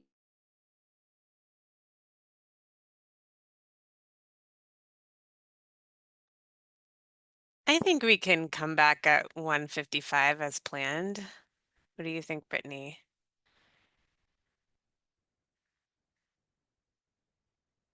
Yeah, let's do that. Let's come back at 1:55 as it says on the agenda, and Yeah, that works. I will get into events. Yeah. All right, folks. See you in a bit. Um, so I do have a follow-up on a question that was asked during Brittany's part of the training. So the custom report templates are not or appear not to be shared between repositories, but please on your end confirm that. Just based on my testing, I didn't see that those were shared in my instance. So Thank you, Regina. yeah, no problem. Events. So event records in ArchivesSpace represent a specific action that one or more agents undertook in relation to one or more archival objects or records in ArchivesSpace at a specific date and time. In an event record, we have one open here. There are four required elements in an event in it. There is the event type under this basic information heading. And you can fill it in with this drop-down menu. And as you can see, there are a lot of choices for you to choose from. There are 38 in all that are pre-configured. Also under this basic information heading, although it's not required, you can record the outcome of the event, either through one of the choices in this drop-down or as a free text note. The second required element of the event record is the event date and time, which you can express as a date subrecord or a UTC timestamp. And with the timestamp, ArchivesSpace gives you the appropriate formatting for that timestamp. I'm going to go back to the subrecord. As you might notice, this looks exactly like the date subrecord in other kind of material description records in ArchivesSpace. So you should be familiar with it if you've, say, ever filled out a resource record. You have a couple of fields here, the required label field, which comes pre, the default value is agent relation, but you have lots of choices here. I'm finding that I really like the event label here for a lot of my event records. You can express the date as as a free text string of words, or you can put in a machine readable range of dates or single. And again, formatted a specific way so ArchivesSpace can read it. You can use the calendar function here for help. If you'd like to go further in explaining and describing your dates, you can talk about the certainty of your date, the era, and the calendar. Moving on, the third required element for the event record is the agent link or agent record link. Um, so the agent that can be linked to an event record could be an agent record that's already in the system, um, perhaps an ArchivesSpace staff member who has an account in the system also has a corresponding agent record in the system. Um, but it can also you can also create agent records through event records, and I'll show you how to do that. The agent can represent an archive staff member, as I just said, or someone external to your organization. It's really up to you. Under the agent links, there are two required fields. One is the role of the agent in the event, and you can pick from this drop-down menu that's pre-configured. And then also the agent link itself. And so if the agent is already in the system and you know who you're looking for, you can start typing their name, and up pops their name, and you can click and link that way. Or you can click this little caret button on the right and click browse, and then click the boxes here to link using this button down here on the left. And you can filter by results and facet as well. As I said, you can also create an agent through an event record. Click the down button over here, go to create, and then pick the agent record type you would like to create.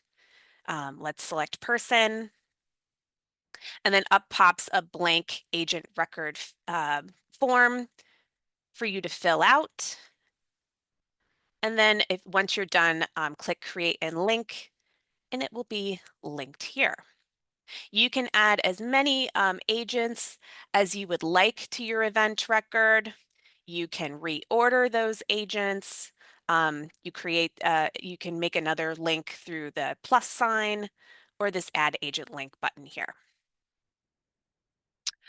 You can mark an agent as primary if you have multiple agents. You can only mark one agent as primary. I haven't found a use for this button. I'm not actually sure. Maybe someone on the call knows whether this is actually functional. Um, it's supposedly supposed to export and mark XML. Perhaps one of you can figure it out. All right, that's the agent link. The fourth required element for the event record is the record link. So it functions very similar to the agent link we just talked about. However, with the record link, the record actually has to exist in the system. With the record link, there are two required fields. The one first is the role of the record in the event, and you can pick from this drop down. And then the record link itself.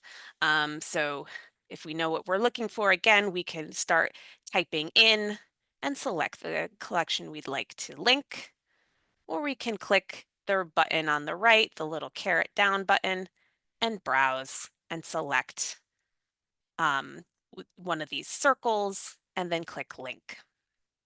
Again, you can link as many records as you'd like with the plus sign or this button over here, add record link. You can also link as many record types as you would like. I'm going to open up the browse view here, just so you can see just how many record types can be related to events. You can link resource records, archival object records, digital object records, digital object component records, accession records, top containers, agents, all can be associated with events, and you can have different record types all associated to the same event. Um, The last thing I'll mention here, though not required, is this external documents subrecord. This works the same way as in the assessment record that Brittany just talked about. You have two free text required fields here. If you would like to use this subrecord, the title of the external document and then the location. Which has to be some kind of resolvable URI. And this publish button, like the event record or the assessment record, also really has no function. Event records do not publish to the PUI. So my advice would just be to ignore it. If you click the button, it will not publish to the PUI, or the external documents will not publish to the PUI. And you can link as many external documents as you'd like. So I just threw a lot of information at you. Let's step back and go over the definition of events again. And I'll just kind of lightning, bop my way through this event record with you. So be reminded, event records in ArchivesSpace represent a specific action described by the type that one or more agents linked here undertook in relation to one or more archival objects or records in ArchivesSpace linked here at a specific date and time described here. All right, so that is event records in a nutshell. Now, most event records are records that are created by archive staff. And that's going to be really the focus of this training today. But you should know that some event records are created by ArchivesSpace when you perform certain tasks or actions, such as a custody transfer that is initiated by clicking the transfer button on the toolbar, such as in a resource record. So if, for example, you wanted to transfer a resource record between repositories, let me show you how that works. I'm in the RC repository. I switch over to this SCA repository. Let's go to a resource. If we wanted to, for example, transfer this Andolin, these Andolin records. To the other repository. We'd come into the resource record, come to this button called Transfer at the toolbar. We'd pick the destination repository, click Transfer, confirm that we want that transfer to occur. Oh, okay. Didn't let me down today. So let's see what ArchivesSpace did with that. So let's go back over to our home repository. And you can see that that resource record has been transferred. Let's open our events. We can also see that if an event has been created by the system and it's given it a UTC timestamp, it has linked the two repositories as an agent and linked the record. This event record is not shared between repositories, and this event record, as you can see, is made in the target repository. So this RC, I think it's the research center. So it's this record began in the Jane Smith Special Collections. It was moved, custody transferred to the research center. The event record is in the research center repository. Okay. Now you know. So as I said, most events are going to be created by your archive staff. There are a couple practical applications for events. Repository staff may choose to make events for a few reasons, such as to document actions that modify archival records, such as part of a data cleanup project. We might make events to document actions that create new relationships between archival records, such as documenting use of collections in an exhibition or request. We might also make an event to document validity and integrity checks and other kinds of processing actions. for both physical and digital records. And in particular for digital records, um, you have actually a lot of choices in this drop-down menu for type for these kind of micro actions for digital records, such as fixity checks, deletion, virus checks, validation, normalization, migration. So event records can actually be really helpful in digital archiving in particular. Event records are designed to assist you with your management of archival collections. As I said, they do not publish to the public user interface. This is really meant to be a staff interface record. Use of event records is up to you. There are many kinds of events that you can make in ArchivesSpace. For the type alone, 38 choices. Actually, let me bring this over. Hopefully you can see that all on one slide here, one window, all of them together. But you can customize this list if you'd like, and you can pretty much customize all of the drop-down menus in here, and I'll go into that later. So there's there's infinite possibilities with event records to make this work the way that you want it to work at your repository. But not every repository uses events, and even repositories that do typically decide to be selective about what kinds of activities become event records. You may decide it's easier to document your work outside the system, such as in a spreadsheet or project management tool or collection file.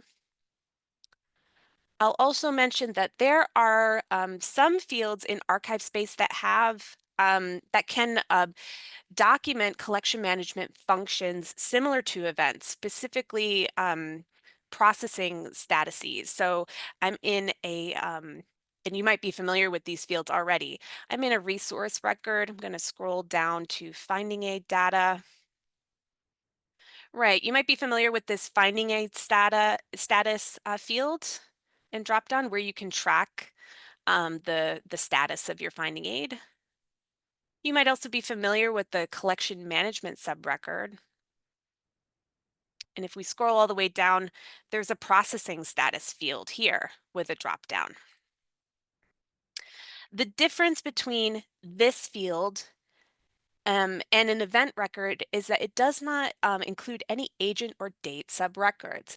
They are less robust in telling you who is responsible for creating this status. And it's less robust in telling you when this status was in effect, because hypothetically, you're going to move through this status as you process the collection from new to complete. So event records are a really great option. If it is preferable for you to track all in one place, your collection management activities and workflow, the who, when, and what in relation to your records in ArchivesSpace. As we know, the actions we take on materials become part of their history. And event records in ArchivesSpace can ensure that you have a record of that history alongside your materials descriptive metadata. There are a few ways to create events from the home menu. If you you can click create and go down to event, and up pops a new event record for you to populate with some pre-populated default fields. You can also create an event record through another record. So we have in a resource record here. You can come to this toolbar, either in view or edit mode, and click this button to add your desired event. The difference between this and the other option for creating an event is that the record you were just working with is already linked below as a source.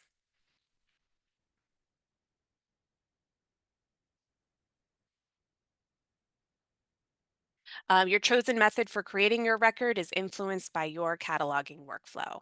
It's whatever works well for you. To view all of your events, you need to, all of the events that you have created, you go to Browse, Events, and you'll be taken to this Browse view. And you can facet and sort up here, as well as in the table itself. Let me draw your attention to these buttons up on the right. You can, with this button, edit default values, click into that and edit what shows up by default in your event record when you create a new one. Maybe you want like appraisal to show up first as the type. Back up. You can download this view as a CSV, pressing this middle blue button, or create a new event with this button all the way on the right. Um, in this table, if you ever need to view the event, click View. If you ever need to edit it, click Edit. And then here is the red Delete button. The other way to view your events is through the linked record through the linked record. So let's take this processed event here. I'm going to go to, this is the resource record. So we're on the resource record. You can see which events are associated with this resource record by this menu over here, Events.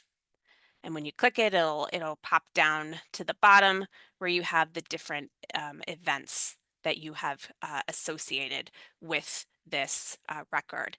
This view works for all record types except for top containers.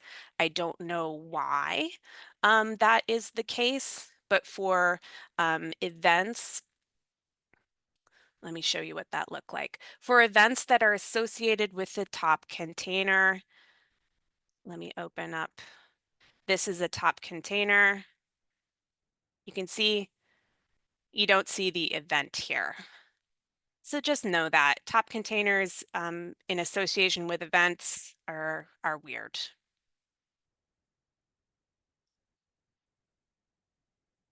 I'm gonna pause for questions. I see one already here. Are events automatically noted in the affected resource record, accession record, etc.? I believe so. Are you talking about the custody transfer?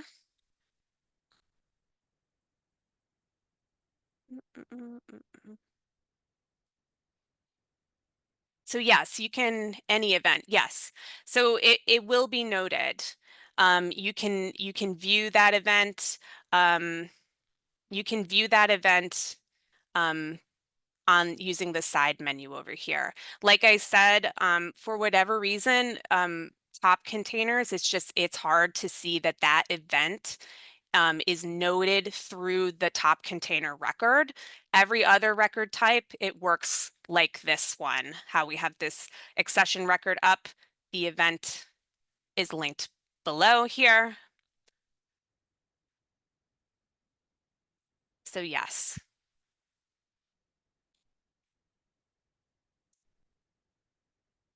Great question.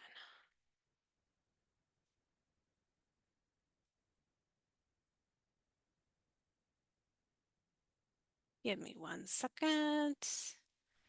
Events.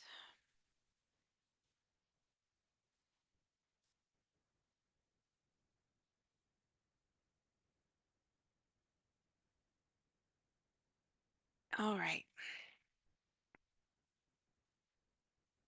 So next, what I really want to do is share 2 different scenarios of practical applications for events.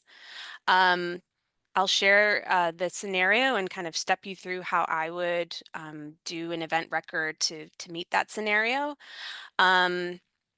After we discuss these scenarios, I will go over reports and events, as well as show you how to customize events through controlled value lists. Um, Word about these scenarios. The collections reference here in this training instance are real collections. A few years ago, ArchivesSpace solicited examples for the Inclusive Examples project to populate our test instances and sandbox with real life examples of archival collections. Actually, shout out to Brittany for helping to lead that effort. I contributed to this project when I was the archivist at the American Folk Art Museum. That's why there's a lot of folky examples, quilt examples. We're going to be using that quilt example from before again. Funny enough, I taught a lot with that collection when I was the archivist at the Folk Art Museum. So it's funny it's coming up here. Um, but these event scenarios are not real. They are completely made up for the purpose of this training. All right.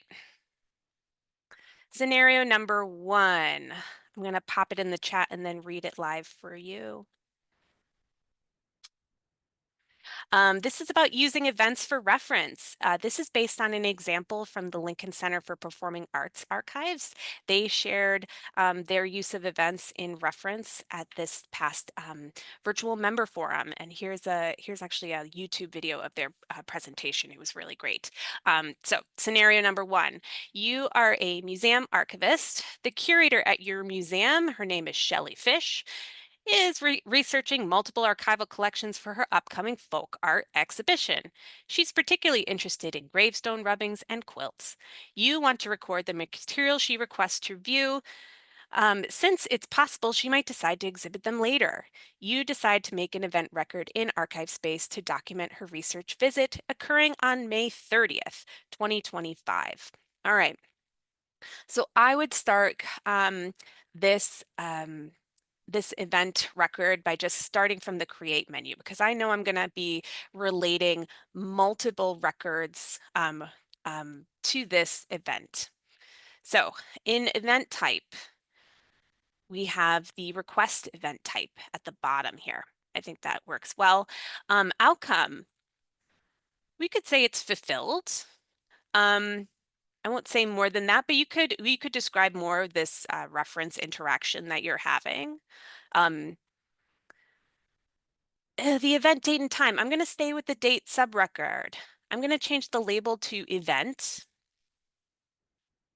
And we have a single date for this visit, which is 2025. I already pre-populated this, so it's popping up, May 30th. Agent links. So we have 2 agents in this situation, right? We have the requester, Shelley. And then we also have the archivist, which is me in this situation. And then the record links. Shelley is interested, this is a resource record, the Susan H. Kelly and C. Williams gravestone rubbings, and our handy dandy quilt collection, Eleanor Loosepold quilt collection. So we're going to link both of those as requested. Susan. Comes right up. This is the resource record, because it's this identifier is a resource identifier in my archives. I know that, but also this little icon here is for resource record, this kind of grid. Requested. Let's get that quilt collection there. Now we could stop here if that's all you want to do for recording this reference interaction. We could go even further and describe what exactly from each collection is Shelley really interested in. Perhaps let's go to this gravestone rubbings collection. If we open up the tree, we can see actually there's a lot of gravestone rubbings here. Maybe Shelley is only interested in this one, the stone of Warner Jacob. We can relate just that archival object. Jacob, and it comes right up. And this little document icon means archival object. We can also reposition these record links if this oh, I just did it. So you can move them around to make this just a little bit easier to view. The archival object can go under this resource record that it belongs to. What if for this quilt collection, Shelley is only interested in box 2, where we have most of these items that would be good for the exhibition? We can relate that top container. So role would be requested again.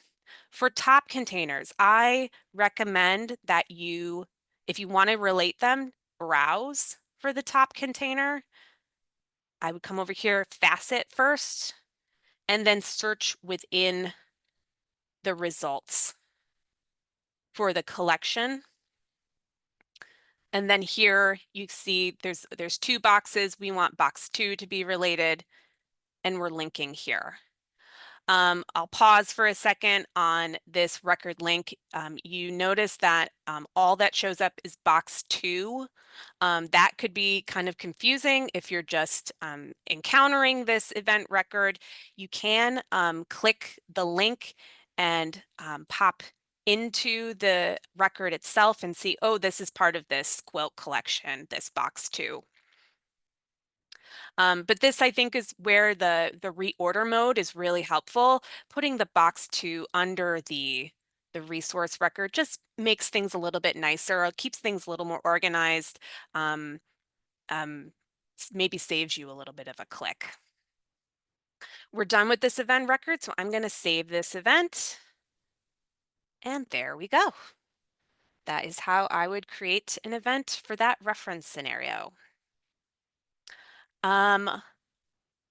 Any questions so far? I have a processing scenario next.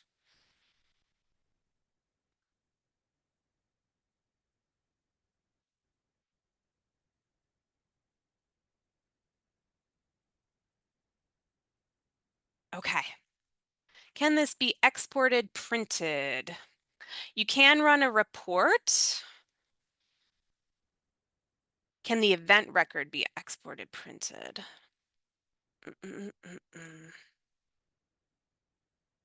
You can run a report, and I imagine you can get that report in whatever format you want. But like this view itself it doesn't look like it can be printed.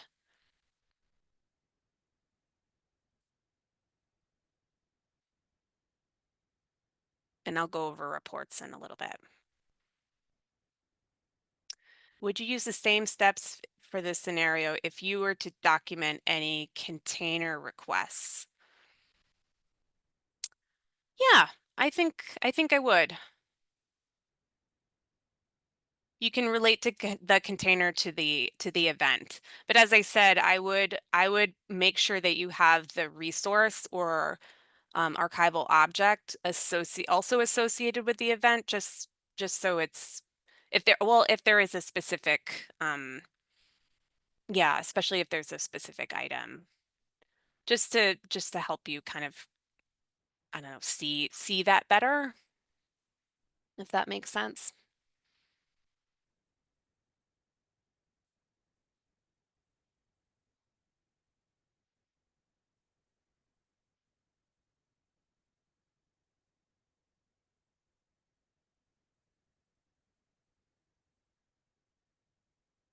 Okay.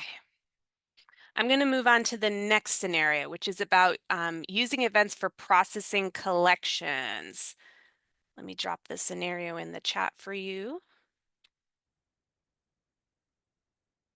You are a processing archivist tasked with processing a collection with both physical and digital materials. You use event records so that you and your team have a record of your work.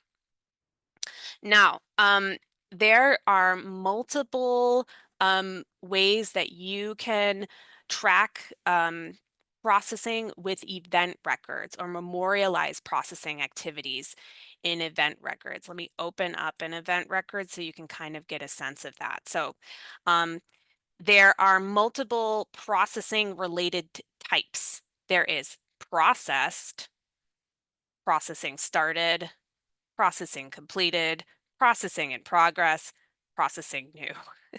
Okay, lots of choices in this drop down. You can also hypothetically relate the event to an accession record or to the resource record. It's really up to your workflow.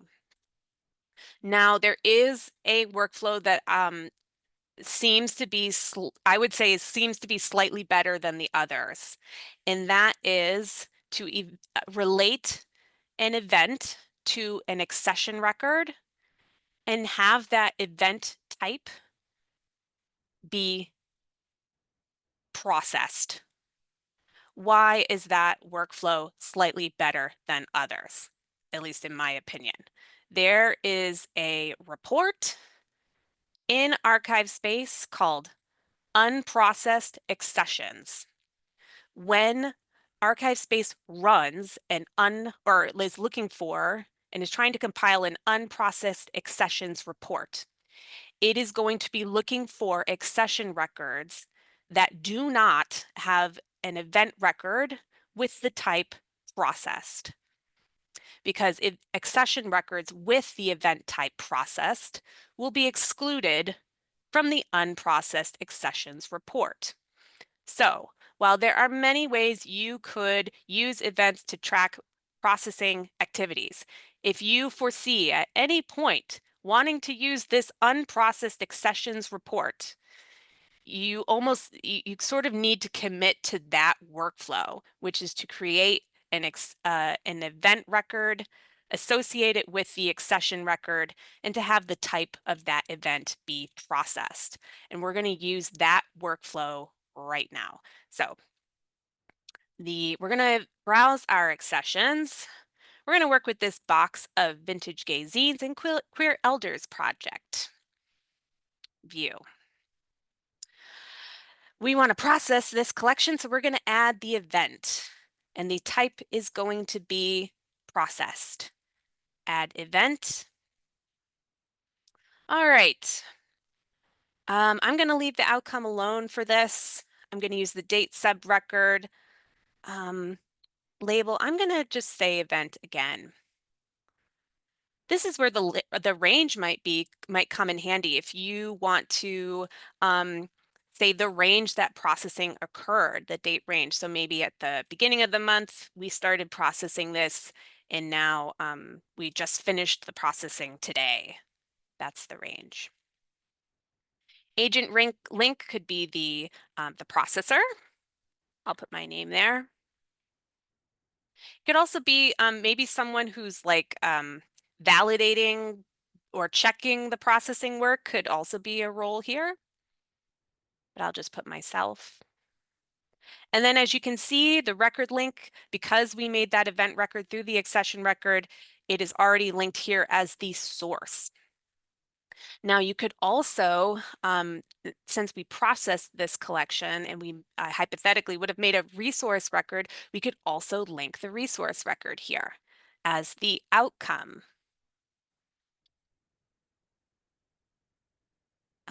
Where is the resource? Here we go.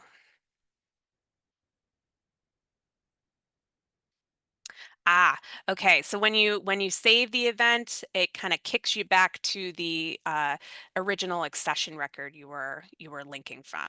But again, if we go to event on the side on this left menu over here, we see the event here, and this is the created event. There are digital records in this collection, right? So let's create an event that is related to digital records. The digital records in this collection are in this series here. Let's work with the Queer Elders Project Exhibit Guide.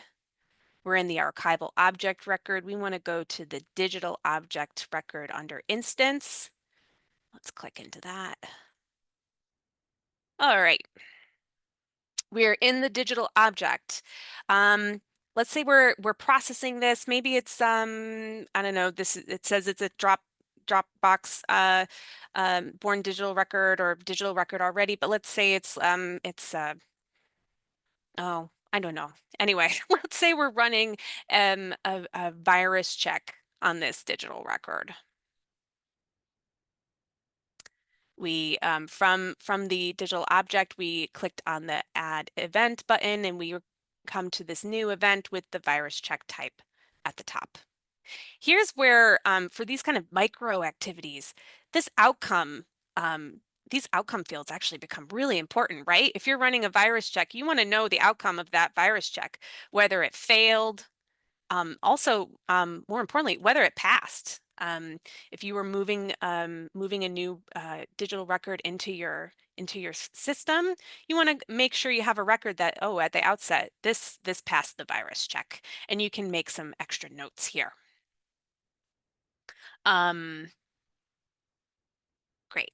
And then for the date, event date and time, we can talk about when did we run this virus check? Let's just say today we ran it. I'll put myself in as the agent link, as kind of the processing archivist here. Please be reminded with agents, agents can also be software. So maybe you could put in your software that you're using to run this virus check. I just made up Windows Defender, but remember you can create that over here in the drop down menu. You can create that new event or the agent, sorry. And it could be your software. It could be the software you're using to process these materials. And then the record links here. Linked here is the digital object record as the source, as the source of this event. Again, if you wanted to just give some more context to the person who's looking at this event record and just help them understand right at the outset from this event record view, what am I looking at here? What collection does this belong to? You might choose, totally up to you, to add some more record links as a context. So I'm going to add the resource record as context to this digital object record. And I'll also add the project.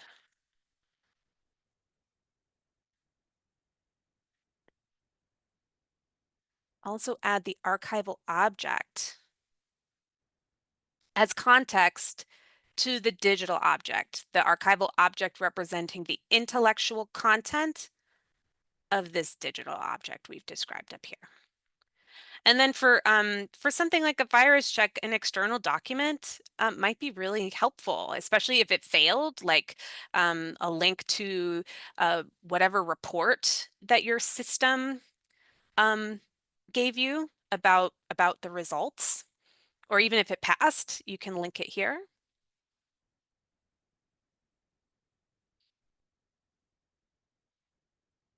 So there we go. So we're back in the digital object record for the Queer Elders Project exhibit guide.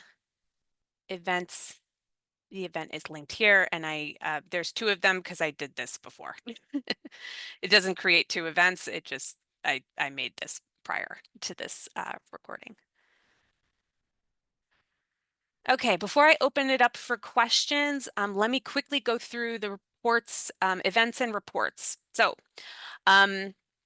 as I mentioned before, we already talked about the unprocessed accessions report. Let me repeat myself because it's a little bit confusing.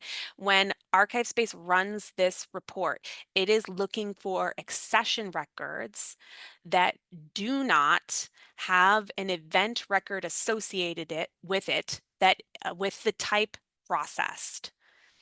Accession records that have an event linked to it with the type processed will be excluded from the unprocessed accessions report. And actually I won't run that report, but I have it open here on another browser so you can just see what it looks like. That unprocessed accessions report. So for whatever reason, this report gives you the total count of accessions in the entire instance. However, the report only runs on your repository. So there are 2 unprocessed accessions in your repository. You have the date range. Here are the accession records here. I want to bring your attention to column E, this cataloged column. What is that? Cataloged is an event type. So this actually is tracking accessions with the event type cataloged. So there's just a sneaky event record hanging out in this unprocessed accessions report.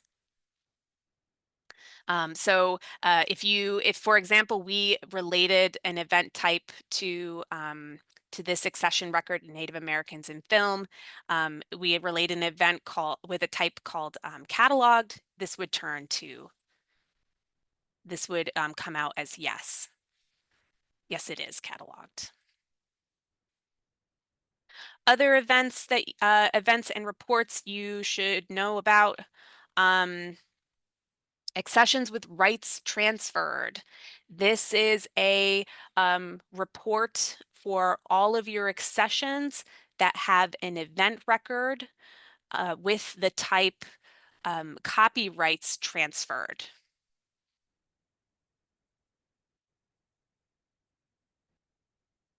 Copyright transfer.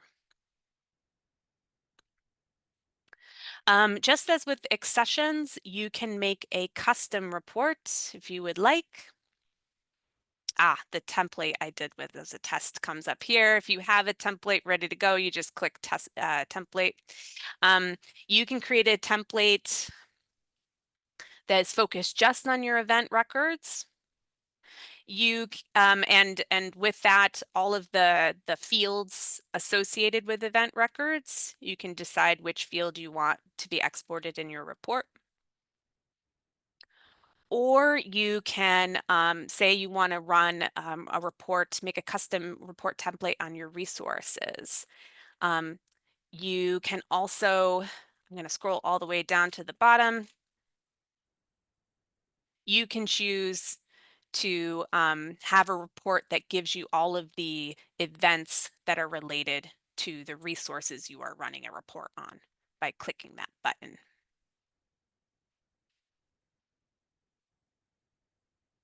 Ooh, it's a long way to get up. All right. Lastly, let's talk about customizing your event records. So to do that, to customize your dropdowns in events, you come from the main page, go to System, Manage Controlled Value Lists. If you never played around with controlled value lists, this is how you customize the dropdowns of pretty much every dropdown in ArchivesSpace. You do need to make sure you have the proper permissions to do that. So just keep that in mind if you're not seeing manage controlled value lists come up on your side. There are 4 controlled value lists that are specific to events. They are the event type. This is where you can customize that very, very long list of event types, all 38 of them. You can reposition this list, the order of the list. You can set certain values as the default. That'll come up. You can suppress values, merge values, delete them. And then on the side here, ArchivesSpace will tell you how many event records you have in the system are using this event type value. And this is how you create a new value if you want to add a different type to this controlled value list. The other event specific controlled value list you need to know about is event outcome. And, again, what you consider to be a fail or a pass or a fulfilled or a partial pass, is can be really straightforward. With that virus check example, whether it pass or fail is pretty, it would seem to me pretty black and white.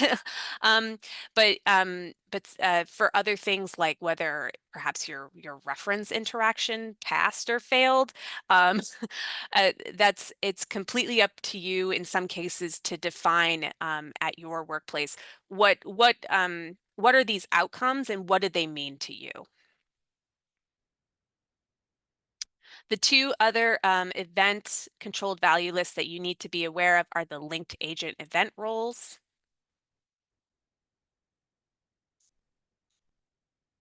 and the linked event archival record roles. Again, you can add. Oh, I do not see the ability to add. Wow.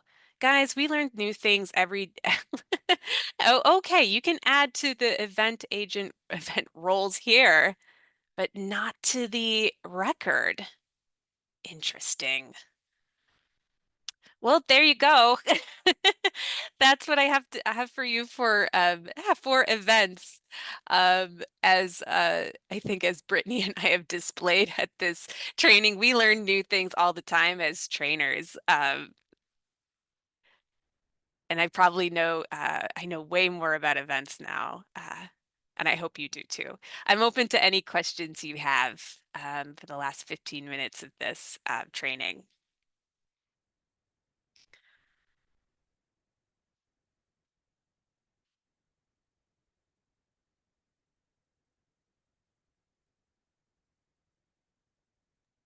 Feel free to ask questions about events and assessment records. Yes.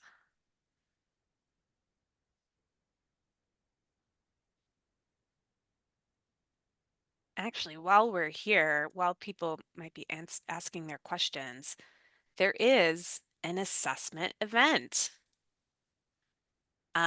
You can't relate events to assessments,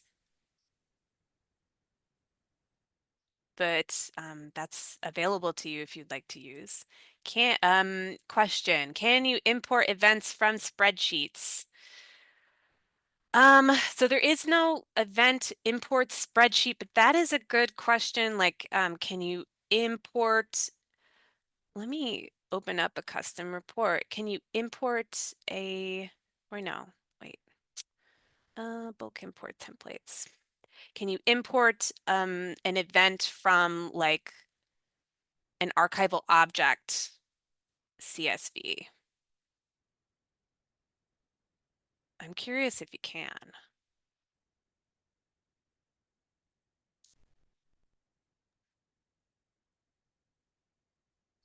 My I'm not guess is, sure about yeah, that. my guess is no, because I would guess that that would just make this way longer. Yeah, It doesn't have every field, and I don't think it has events. okay. There you go. And it's not a background job you can do. There's no like import template at Yeah. all. Um, with event records in general, I would say this is maybe the module that's the least developed. So if there are like features you'd really like to see in events, definitely put in a feature request, or um, talk with the community about adding these things. Question, there are so many event options. Could you share some good practices for how to decide if you should create an event record? Um, I don't know. I don't know. I don't know if I have a good practice for you. I think it's really it becomes kind of a semi-philosophical answer of what do you really need to record? What is really critical for your organization to record in ArchivesSpace and alongside your records? Um, because I can, as you mentioned, there are so many event types, and if you were to record every single thing you did in the system, you would be cataloging a whole lot, wouldn't you? Um, so I think I don't, again, I don't know if I have a good practice for this, but it's really, what do you want to make sure you have a record of? What do you want to advocate for, perhaps? That was actually one of the things that the folks at Lincoln Center for Performing Arts talked about is having a real solid record in their catalog of what they were pulling and when, for certain really big projects. So they were even selected about what kinds of reference they recorded as events. Um, yeah, I hope that helps. Yeah, I think it is all about documentation and how you would like things to be documented at your institution. As we know, multiple copies of something keeps it safe. So we have ArchivesSpace and you can document what happened in there, but you can also document it outside of that. For us at Georgia State, we use events when we do accession records. So when we get acquisitions, we're documenting when the rights were transferred, if we receive rights for that collection, because you don't always get copyright and intellectual property rights, right? So we always have an event for that in our accession records. So, and that way we see it not only in the deeds of gift, but in ArchivesSpace. So we're like, okay, we know this has happened, we know when it happened, and we can move from there. Thanks, Brittany. Yeah. How would you use other date sub-record labels besides events? Um, I suppose like certain ones of these are are kind of event related, like modified, digitized if you wanted to track your digitization, or deaccession, I think is also an event type. Yep. Um, Agent relation creation, something similar to copyright if you wanted to record maybe a copyright status in an event. Brittany, do you have any feedback on this question? Yeah, I think if well, I don't use events that much outside of the rights transferred, so the date label usually is about copyright or something like that. So yeah, if you want to specify the exact type of event in that date, I would use it that way. So yeah, that's all I've got. Event is a tricky thing and you Yeah. can use it how you see fit. So it really depends. Again, our favorite answer, it depends. I suppose you could also use like record keeping, perhaps. I don't know. What you're doing is record keeping, I suppose.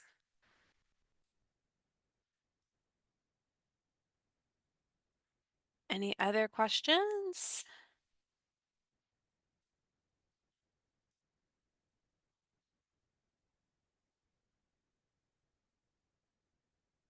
Do remember that if your institution is an ArchivesSpace member, you, as a member of that institution, have access to ArchivesSpace listserv, can sign up, or if you haven't already, and you can ask these types of questions to the listserv because it's the ArchivesSpace community, right? So they are probably either have similar questions or have gone through this process and can do that. So in the moment, we may not be able to like answer these questions, but if you put something in a listserv, Regina and I may have thought about it and can answer that too. So just know that you have a community out there where you can pose these kinds of questions. That's right. I'm going to put in the chat the course evaluation. I'll talk about this while we wait and see if there's more questions, but please fill out the course evaluation for this course. We would really appreciate your feedback, so we can become better trainers and improve at training like this in the future.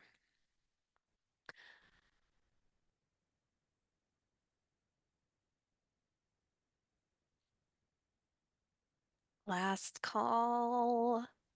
Thank you all for attending this training.